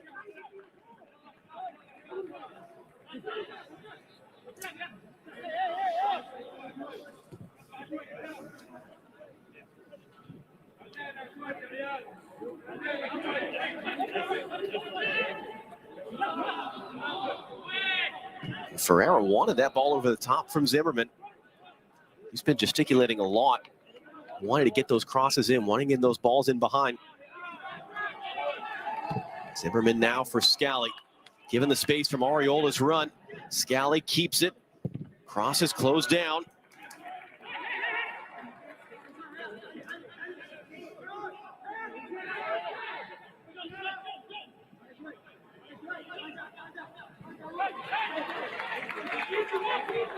Scally once again on the ball. Lawson's coming on. That early ball is on. I think Arriola's going to stay on side here. He is from McKennie. Arriola on the deck. Doesn't find Ferreira. The early ball in behind is the one a little bit deeper when Scally's dropping off the back line. This is the run that I'm watching Ferreira's movement as the ball goes back. He's still trying to play on that last line, and something we didn't see Pepe do as often was making that run in behind and stretching. Even if Ferreira doesn't get it, it's going to open up some space eventually underneath. But when the ball goes wide, sometimes that early service in behind the back line and forcing a team defending going back to their own goal, as McKenzie gives that one away there. McKennie was the target. Asiri trying to chase that one down, and that will be out. So it comes to nothing for Saudi Arabia.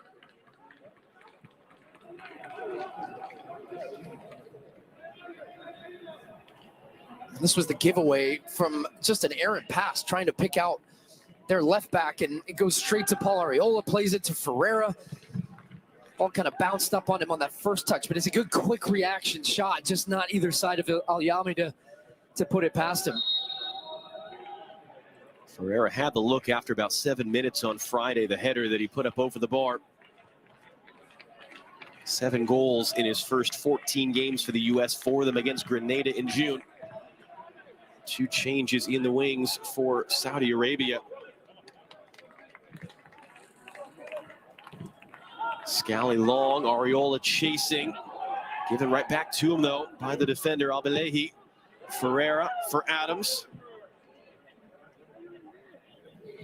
Dest for Christian Pulisic. Haven't called his name a ton in the second half. Pulisic, great little move to get away. Can he get a ball in the box? Here it comes in behind U.S. corner.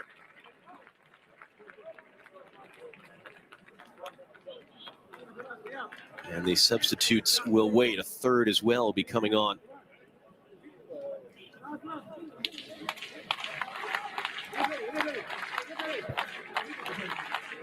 Third corner of the game for the U.S. And you're right. It got me thinking about Pulisic. We'd forgotten about him on the left. That was just his 6th touch of the second half. So while the first half it was all down the left, the second half it's been all down the right for the U.S. There's touch number 7 for Pulisic to lift it in deep. That was Zimmerman rising up for it. McKennie couldn't hold it in the backside.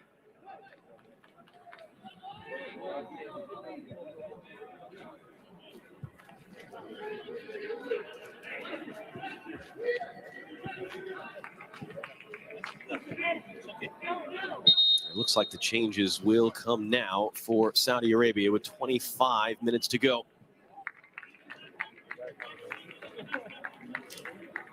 So Albert Khan, center forward, is going to come off.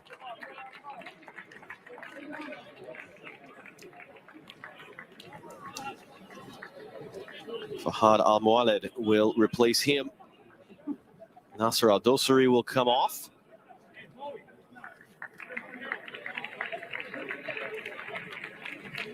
It'll be Nawaf Al-Abed who is on for him. And a really interesting player, Mohamed Kano, is going to be coming on for Al Hassan. Last winter signed a pre-contract to move from the one big Saudi Arabia club to the other, Al Hilal to Al Nasser. A couple days later, he backed out of it. Signed the new contract with Al Hilal. Al Nasser objected to it, took him to the federation. He's been suspended since May. He's not played a single game for club and country since May as punishment for the shenanigans with the contract. He's on now as a substitute for Saudi Arabia, one of their regulars throughout World Cup qualifying, as Al Yami gets us back underway.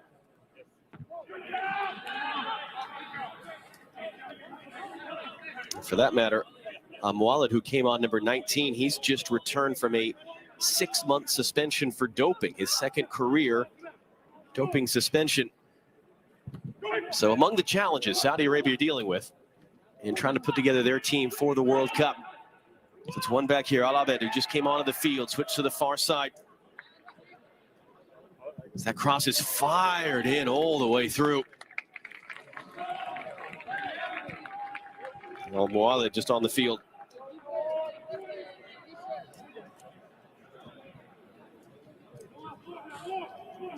Let's see if the U.S. can recapture that momentum that they had before the long pause. Yeah, and it's Saudi Arabia that are bringing the pressure here now in the second half off the back of their changes. They've made a couple of changes in the middle of the field up front. They've got fresh legs, fresh energy. These guys are trying to impress as well and make their final roster for the World Cup. And the U.S. trying to find that new rhythm now with some of their subs on the field. And there was that quick burst, as you mentioned, when they made the sub, Scally down the right-hand side. And since that point, and this does happen sometimes in these games where there's a lot of subs, it loses a flow, it loses a rhythm for a couple of minutes in that middle period until everything kind of settles in again. 23 minutes left, though, in this game now. And this is the last 23 minutes you will see the United States playing before day one of the World Cup, the 21st of November, when they step out on that field against Wales. And if you're a fan at home watching this, you're hoping that they give you something here that you can get excited about heading into that match. When you say that out loud, does it give you excitement or anxiety? Yes. It will come up on us quick. Long it goes. Pulisic, it's going to check up for McKennie, but he's offside.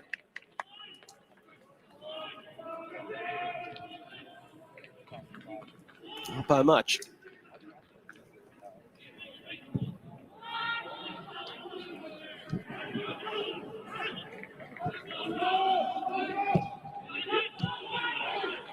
Adams brings it down, intercepted though, looking for Areola.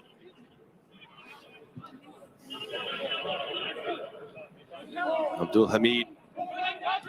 Good tackle by Kellen Acosta. And last out off Abdul Hamid for U.S. throw.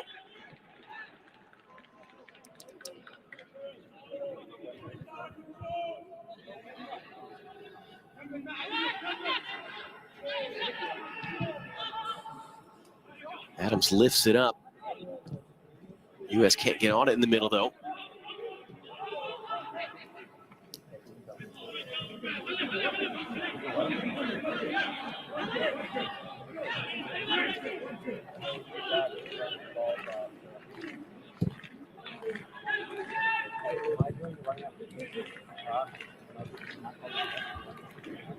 Shower Healy brings it down, intercepted by Mark McKenzie. Under some pressure, poked away from behind. The Hebrew picks it up. Turner backtracking, pushes it away. Rebound, miss hit. Second save of the game for Matt Turner. And a good one. A really good save across his goal, but it was Mark McKenzie who's had a couple of sloppy touches in possession for the United States. Couple misplayed passes in a position that we've been talking about and talked about in the pregame as one that's wide open. That spot next to Walker Zimmerman. quick breakaway. The shot coming across goal, and it's Turner. He stands, he waits, gets set here as this one's coming across. But look at the feet movement from him just to get back in position initially to get himself set to make that save on the counter. So he had the one within 30 seconds of the game, early in the game, and it comes up with another big save there.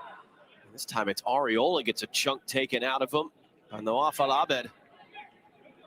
Well, I guess if it's one thing also I think we've learned and probably knew coming in, especially considering Zach Steffen's injury problems that he's had at Middlesbrough, hasn't played now in, I think, over a month for them. Matt Turner should be the starting goalkeeper game 1 of the World Cup against Wales. I don't think it's a question at this point. And certainly he has not done anything in these 2 games that would make you think, maybe he should. I mean, Steffen did, so we got back for that one after the roster announcement. If Steffen gets a run of games, I mean, Greg Berhalter, anytime we ask him about Matt Turner, he works Zach Steffen's name into the answer of the question. I get that, but he's played 1 game off the back of missing over a month. He hasn't been able to string back together consistent performances over a number of months or even games yet that gives me the confidence. If I was the coach, to say that should be the starting goalkeeper, and missing these 2 games, I think that's important. Scally into the middle, just in front of Pulisic. And that's going to be a foul there as the U.S. tries to win it back. Steffen last on the field for the U.S. in March in World Cup qualifying, and Matt Turner, not a ton of games. The expectation seems to be he's going to be starting in the Europa League for Arsenal. So he'll get a run of games between now and the World Cup. Brendan Aronson is preparing to come on for the U.S., we understand. And certainly Turner has said he feels like his level has jumped significantly in a few months at Arsenal just because of the quality of the training environment. He said he sort of felt he got as good as he was going to get with the New England Revolution and MLS. Would be a remarkable story if it is indeed Matt Turner starting for the U.S. day 1 at the World Cup as Dest is outdueled on the outside by Al-Mualed. Into the middle it comes. Cano trying to find space. Al-Abed all the way out.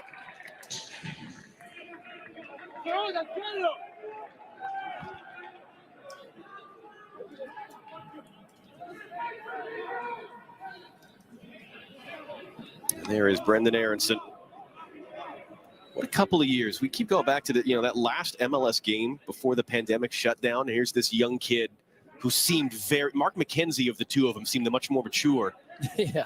And Aronson, from that moment, best 11, Philadelphia, goes to Europe. Now he's playing at Leeds. And for a guy that a year ago was really sort of on the outside, the periphery of the U.S. going into World Cup qualifying, that he has really made himself. I mean, is he your starter day 1, or does it depend on Aronson? just Reina and some of those health No, issues? I think Aronson's a starter. Greg Berhalter talked to us yesterday a little bit about one of the things he does so well is the way in which he pressures the ball and gets pressure. I didn't feel that in that last match. There's Ariola now, sends that cross into the back post. No one there. Weston McKennie will track it down. Back in for Tyler Adams. Had that attempt whistle wide in the first half, trying to connect that with Dest, who just kept it in play.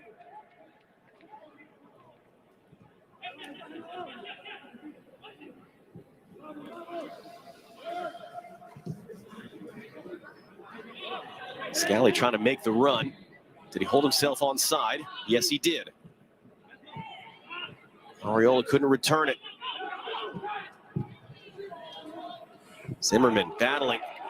2 changes for the U.S. in the wings. Adams quickly. Ariola, Ferreira behind Pulisic. U.S. hunting it back in the middle. Zimmerman again stepping in. Battling with Asiri. Whistle. That's going to come back for a prior challenge as Adams went sliding in. Yeah, Adams has been all over the field for the United States. Winning the ball back defensively. It looks like we're going to see 2 subs. Tillman as well. Once the 4th official can figure out the board. Seems to be Weston McKennie who's going to be coming off.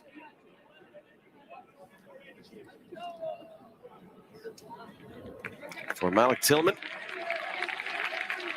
And Christian Pulisic will sprint off the field, replaced by Brendan Aronson.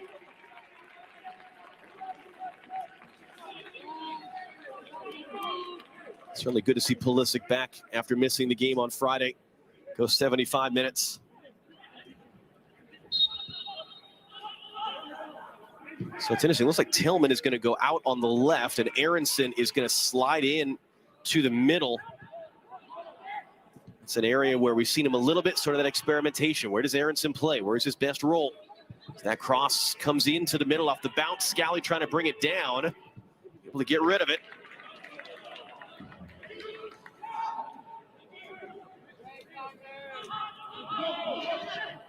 Final quarter hour. Tillman battling hard. Can't win the ball cleanly. Wide it comes. Abdul Hamid, and offside as that pass was played in.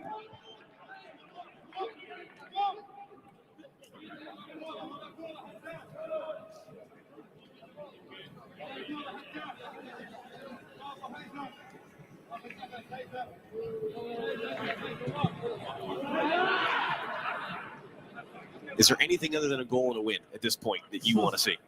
Does it matter how it comes? Does anything else matter than just finding a way to score, finding a way to win? It's not going to change how we do in the World Cup, but I just think that it's not been a great second half. It wasn't a great 15, 20 minutes or so in the first half. And so many different factors play into that reasoning, but I keep going back to you want to see even that team, that group, something that gives you something. They might find it here. Scally's been a good inclusion for them. Test good start to the sequence. Scally's cross at the back post sent him behind in front of Tillman, out for a U.S. corner, number 4 of the game.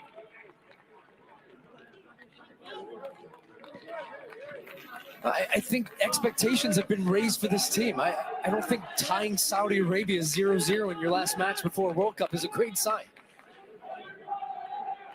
And then Aronson to take. He'll be 22 by the time the World Cup begins. And he sends this one in, gets knocked down to the near post. Kano was there for it. Now the U.S. scrambling back defensively.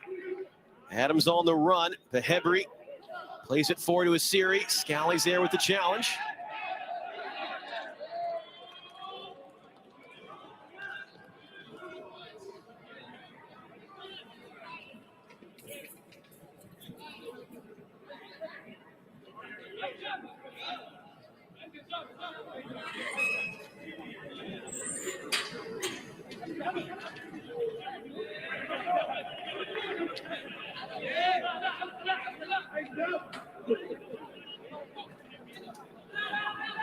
Scally knocks it away. Adams clears it away.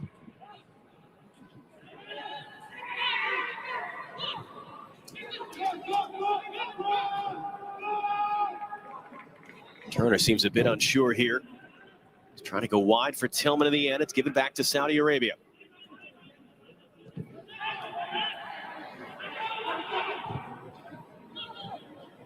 Al-Ghanam sends the cross in. Hesitation. Zimmerman the block.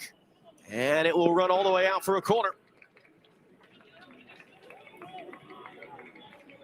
Behebri there with the attempt.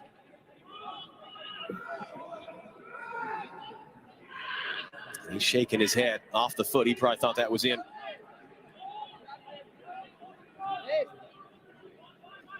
Third corner of the game for Saudi Arabia. Nawaf Al-Abed to take. It's his first appearance for Saudi Arabia in almost 3 years.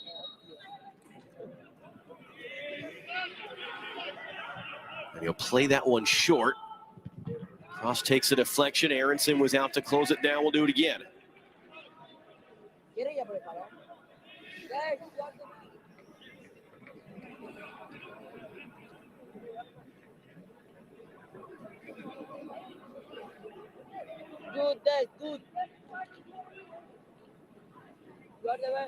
And swinger driven in this time and ends up out. That was Al-Amri there diving through.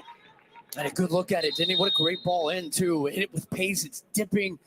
Al-Amri evades his mark. It was Paul Ariola is able to get goal side there. And I think Ariola gets a slight touch on him.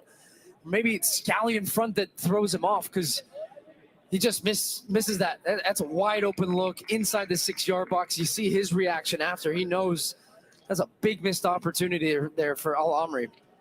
And the final 2 substitutions for Saudi Arabia with 10 minutes to go. But Henry just had that attempt blocked from a good position, is off. It's a debut for Ahmed Bamasoud. And Al Ghanem is off as well. They're right back. Hassan Al-Tambukti is on the field as that one comes over the top. Areola in chase. And it will be shepherded all the way out by Abelehi.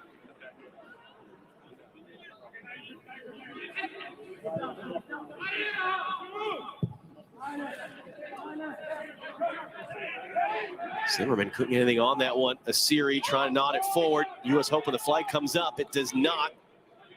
Al-Moalid cuts it back on McKenzie. Bamasoud just on the field. His flick inside, taken away by Areola. He was trying to build out and can't. Al-Abed rolls that one in from an angle. Asiri running in. The flag does come up.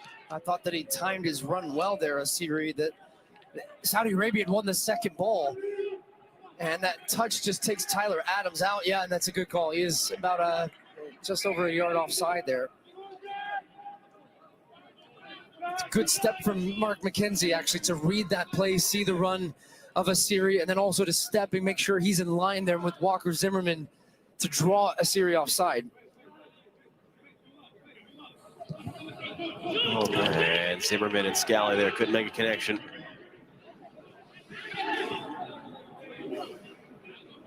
Getting back in the middle, it looked like Ferreira's touch. Couldn't steer it to Tyler Adams.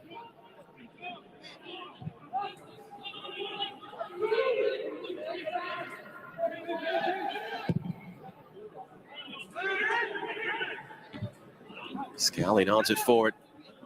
Kind of brings it down. U.S. chasing right now, but they can't get on the end of it.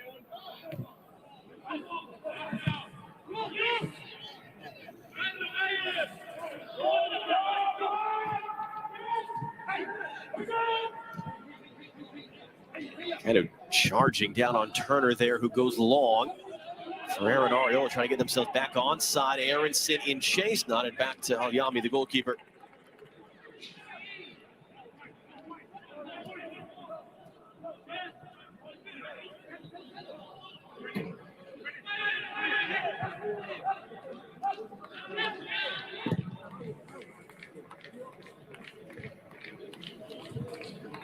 McKenzie forward.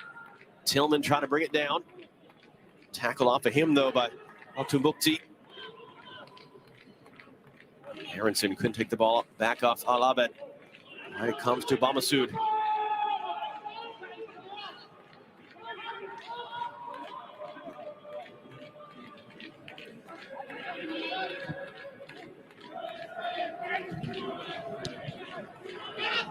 Back heel in. Bamasoud broken up. Tyler Adams wearing the captain's armband now. Adams there again. He's been there a number of times, just has that ability, talk about it so often, just to read the play and get in the right spots and be there to time the tackle.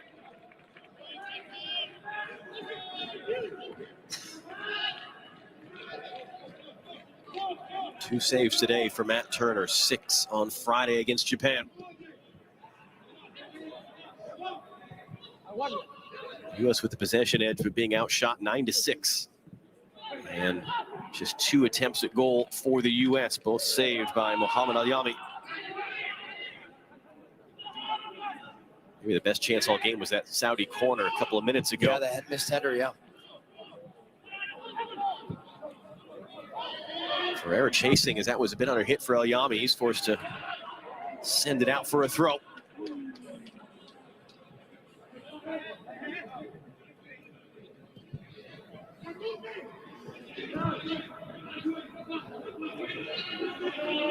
I think one of the more concerning things, again, for the U.S. in terms of Saudi Arabia approached the second half a little bit differently. They stepped up their pressure, weren't sitting off the center backs as much and allowing them to play direct passes. It's been this part of the game and finding solutions to play through the lines and play through the midfield. Point in case there. It's just when there's a bit of pressure, it's trying to find the open man. It's still having the confidence to take the ball under pressure and take a man on and beat a guy and get out. it also just highlights to me, and a player that I talk continually about with this team that's not here right now, but it's Yunus Musa. It's just a totally different profile to anybody in the midfield, and a guy that could dribble with the ball, could break lines, could take on defenders. But we just can't count on and predict of what that roster is going to look like on day one, and the guys that'll be healthy and the guys that you can play in. He is certainly a guy that I think just helps massively in these types. Ferreira, Ariola couldn't get his foot around it. There's a good half chance there for Ariola. The two FC Dallas guys combining. Ferreira laying it on for Ariola on his weaker left foot, but we've seen him put him in the back of the net, just trying to wrap it around. He knows as soon as it comes to him, he's trying to take that one first time and aim for the far post. It's kind of something that Greg Berhalter talked to us about yesterday in regards to the Japan game.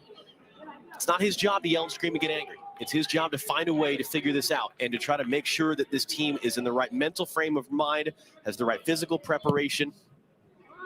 Because at the end of the day, whatever good or bad happens here pales in comparison to what happens in November, and that's when it will really amplify itself 100-fold. It's part of a larger conversation too, because I think every team that's taken a loss in these windows, one of the messages you've heard coming out of just about every camp is, well, I'm glad we got punched in the face now. That's the wake-up call we needed. I'm sure Canada's saying that off to Uruguay. Yeah. It's probably the same message.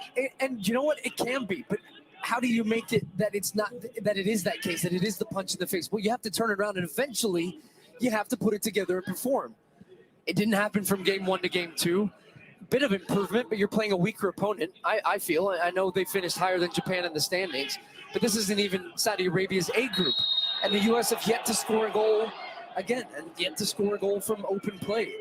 And yet to give me something watching this and analyzing it over the course of 87 minutes to this point where I say, wow, that's good. That's what you want to see from this U.S. team. I haven't seen that today. I haven't seen a single thing that I feel is what you would look at and say that's where that U.S. team can be really good. That's when they're at their best. I'm not sure there was, in fact, any contact between Ariola and kind of there, but it was whistled. I didn't see it. I was getting wound up right now. Just now? Yeah. So a free kick for Saudi Arabia in the 88th minute.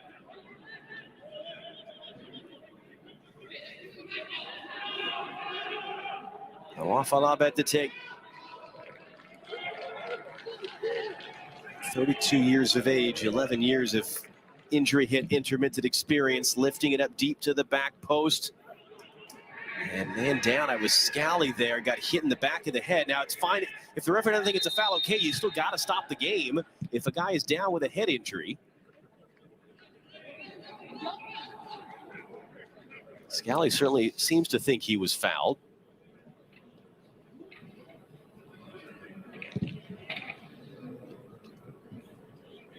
Yeah, maybe a hint of an elbow there from Al-Amri again. 90 seconds plus stoppage time.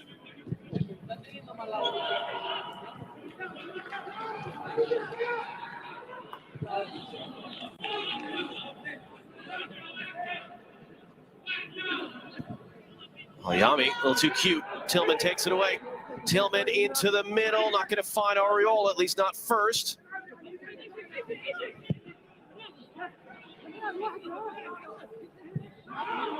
That ball, did it actually go out of bounds or not? Did it spin out in the air?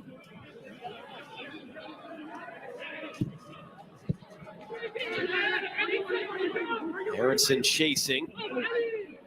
Out for a goal kick in the 90th minute.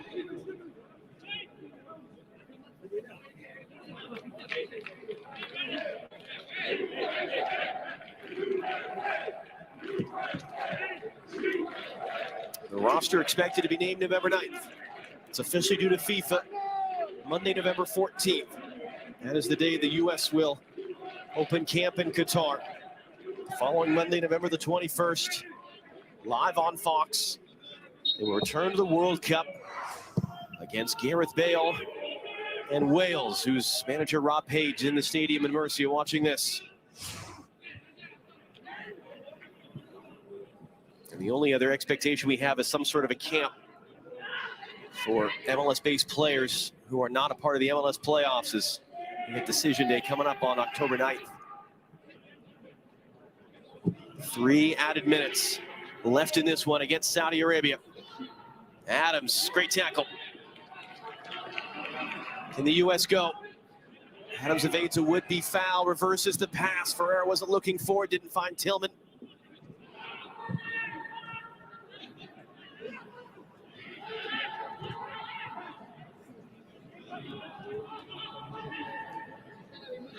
Tillman from behind commits that foul on Alabed.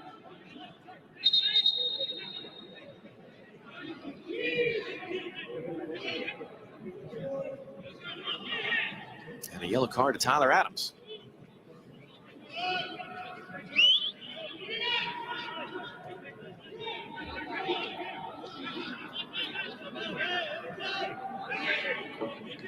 Adams trying to make sure his team is ready to go here.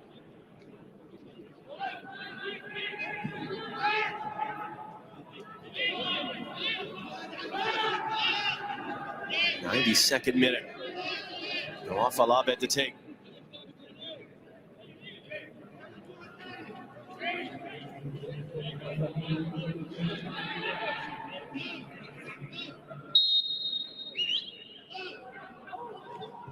Lifts that one into the middle. Zimmerman there to head it away. Ariola brings it down, lays it off for Aronson, trying to get out on the run. They try to foul him and can't. Aronson now upended. That one's not whistled. Aronson's down behind the play. Al-Abed fires it out. Now Kellen Acosta and Tyler Adams barking at the referee with about 60 seconds to go in this one.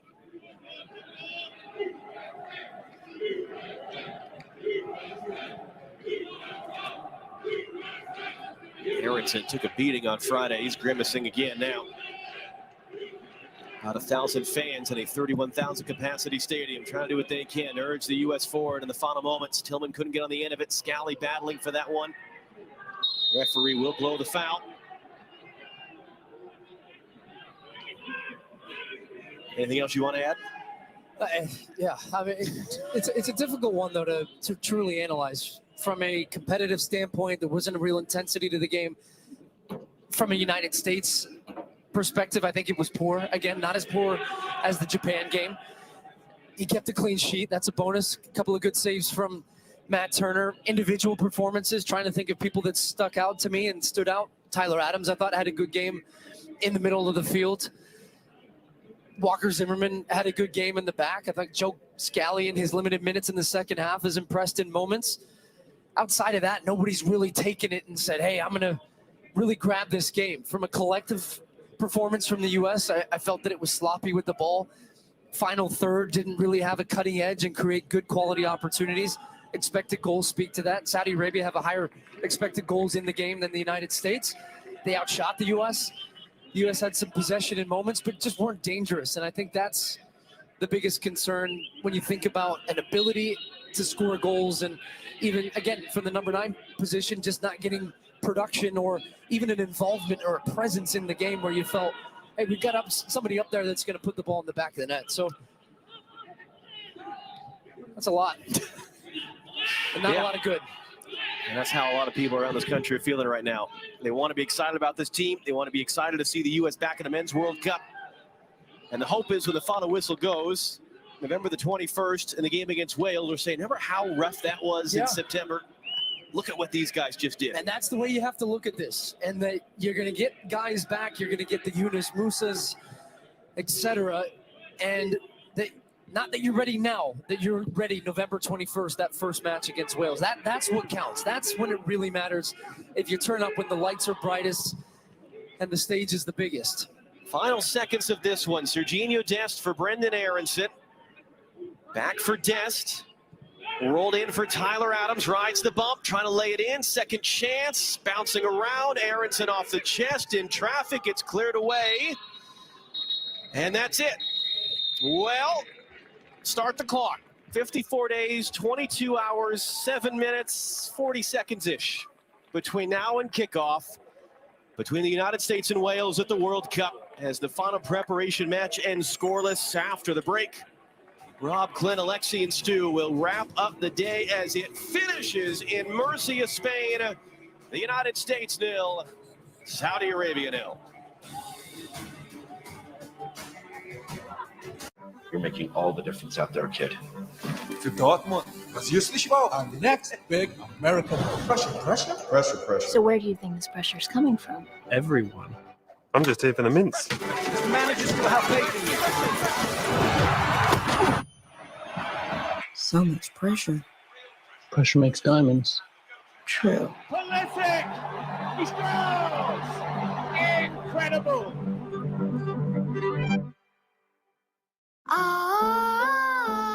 Open. Here you go, buddy. Thank you. You may kiss the bride.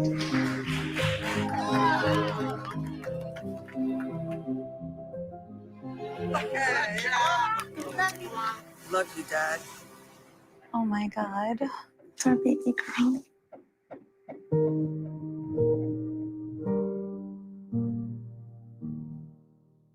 Ever notice how stiff clothes can feel rough on your skin? For softer clothes that are gentle on your skin, try Downy Free and Gentle. Downy will soften your clothes without dyes or perfumes. The towel wash with Downy is softer and gentler on your skin. Try Downy Free and Gentle. It's Taco Bell's double steak grilled cheese burrito with all that steak, nacho cheese sauce, shredded cheese, and even more melty cheese grilled on top. It's back, the double steak grilled cheese burrito, only at Taco Bell. Blake Corum leads Michigan's dominant ground game in a tough road test against Iowa. All part of Big Noon Saturday on Fox. When I was diagnosed with breast cancer, I realized what critical access to healthcare means for a family. I'm Laura Ellman, and as your senator, I'm fighting to lower the cost of healthcare and prescription drugs, cracking down on corruption, and putting people first. Fuel your play. With Liquid IV, get 2 times faster hydration than water alone. And get playing. Remember play? Yeah, that carefree, make your own rules. Shoot, let me try that again type of play. The play that makes you dive into new waters. Liquid IV has 3 times the electrolytes of traditional sports drinks. Because life's better when you're hydrated. Liquid IV, fuel your play.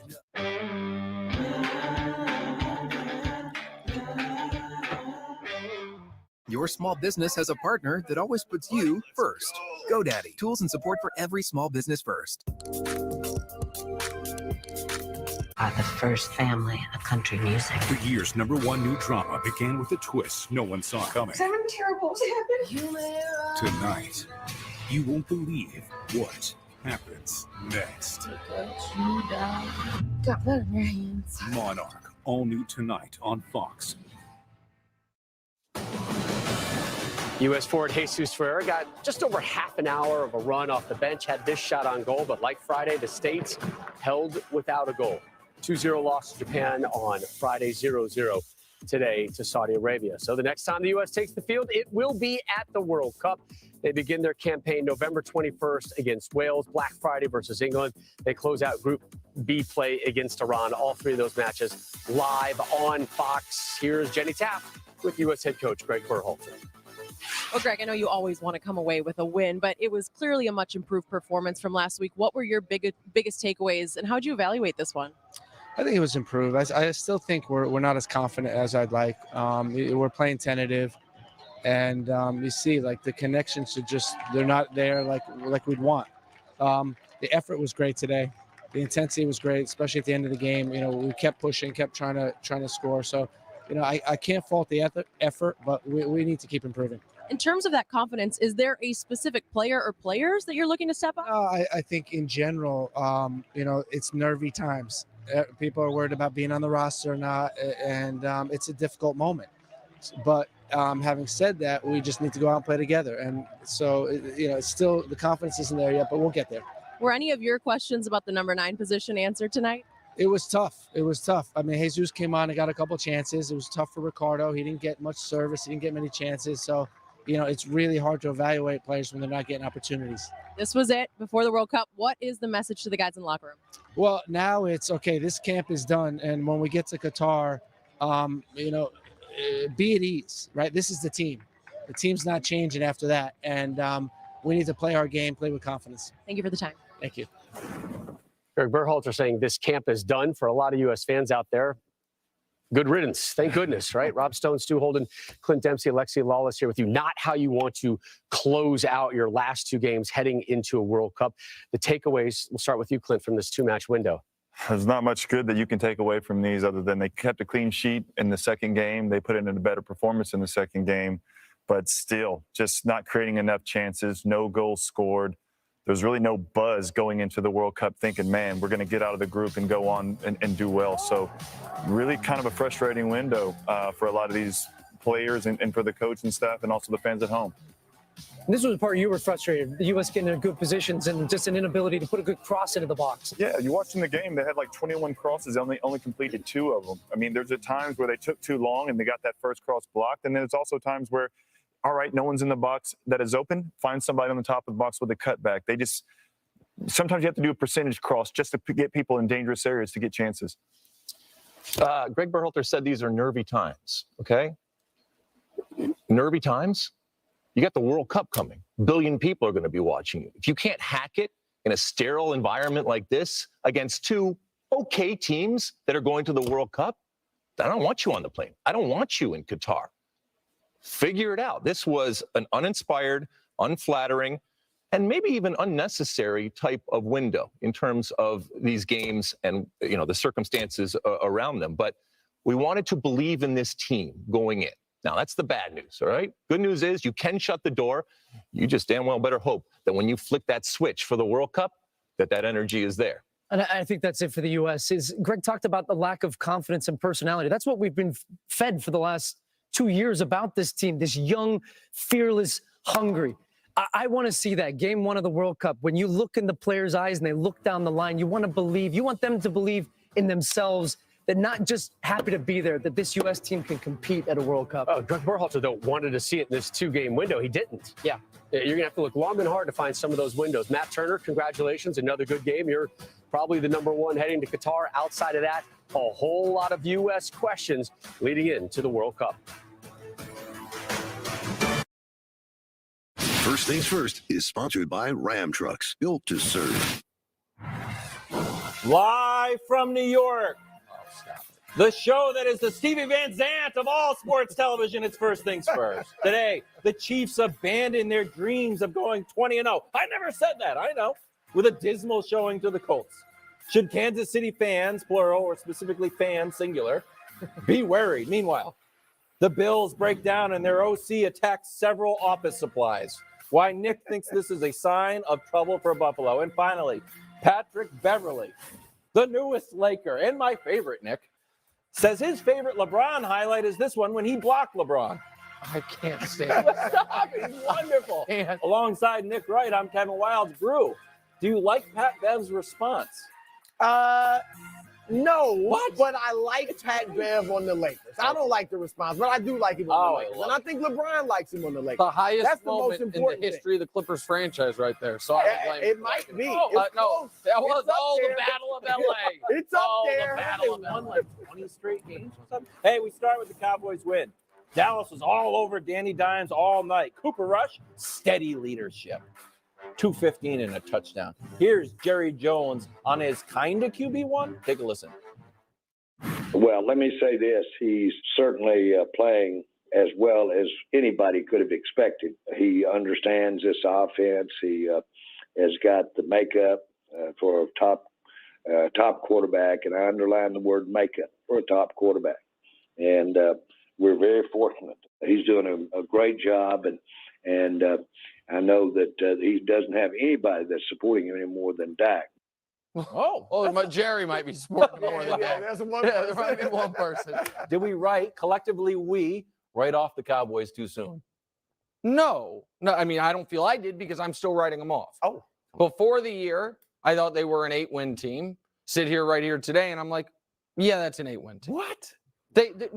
Listen, there is no question we had about the Cowboys going into the year, if one was skeptical about them, that these opening games have answered. So let's just go through it, right? If you had worries about Dak, well, those are even greater now because he's hurt. It's his throwing hand, and he was supposed to be the driving force behind the team. If you had concerns about Mike McCarthy and clock management, well, that almost cost him the game last night. Last night, all they have to do is run the football on third down. Instead, they throw it. They end up going out of bounds, and all of a sudden the Giants, theoretically, if they had a real living, breathing NFL quarterback, would have had a chance, go down and tie the game. Did we have questions about, man, I think they have a really good running back, but I don't think they're going to use him as their number one. Yeah, we did. And they're still not using him as a number one. Tony Pollard is, he's got 60% of the carries of Zeke. Zeke's got, I think 40 carries to Pollard's 24, something along those lines. We had questions about their wide receivers post Amari Cooper. Well, Gallup isn't playing, and CeeDee Lamb, the amazing one-handed catch notwithstanding, doesn't look anything close to like a top 10 receiver in the league. So, we knew going into the year, Micah Parsons would be awesome. Yeah. I feel like we knew going into the year the defensive line should be very good if DeMarcus Lawrence is healthy. That's true. The only reason, Brew, people would say, oh, we wrote him off too soon, is because that Bengals win. And that Bengals win is one of the 2 games this year that's already happened, Washington over Jacksonville being the other one, that at the end of the year we're going to look back on and say, well, that was silly. That made no sense because the Bengals are going to be fine and Dallas is not. So I know you've been hot and cold on them. Well, I don't know if you feel you wrote them off too soon. I'm glad you brought up the hot and cold because there's a rumor out there that I've written them off. You did write them off. You picked them to win the division, and then you wrote them off after week 1. Well, okay, but let me define writing them off. Yeah. I did come off the division. I think Philadelphia is the best team in that division. Yep. I never was on them being a real NFC contender. Okay, they do not have a chance to go to the Super Bowl, and I never thought that. Sure. However, what I did not jump off of is them still making the playoffs. In an NFC that's mediocre, this is still a playoff team. And you said they answer questions.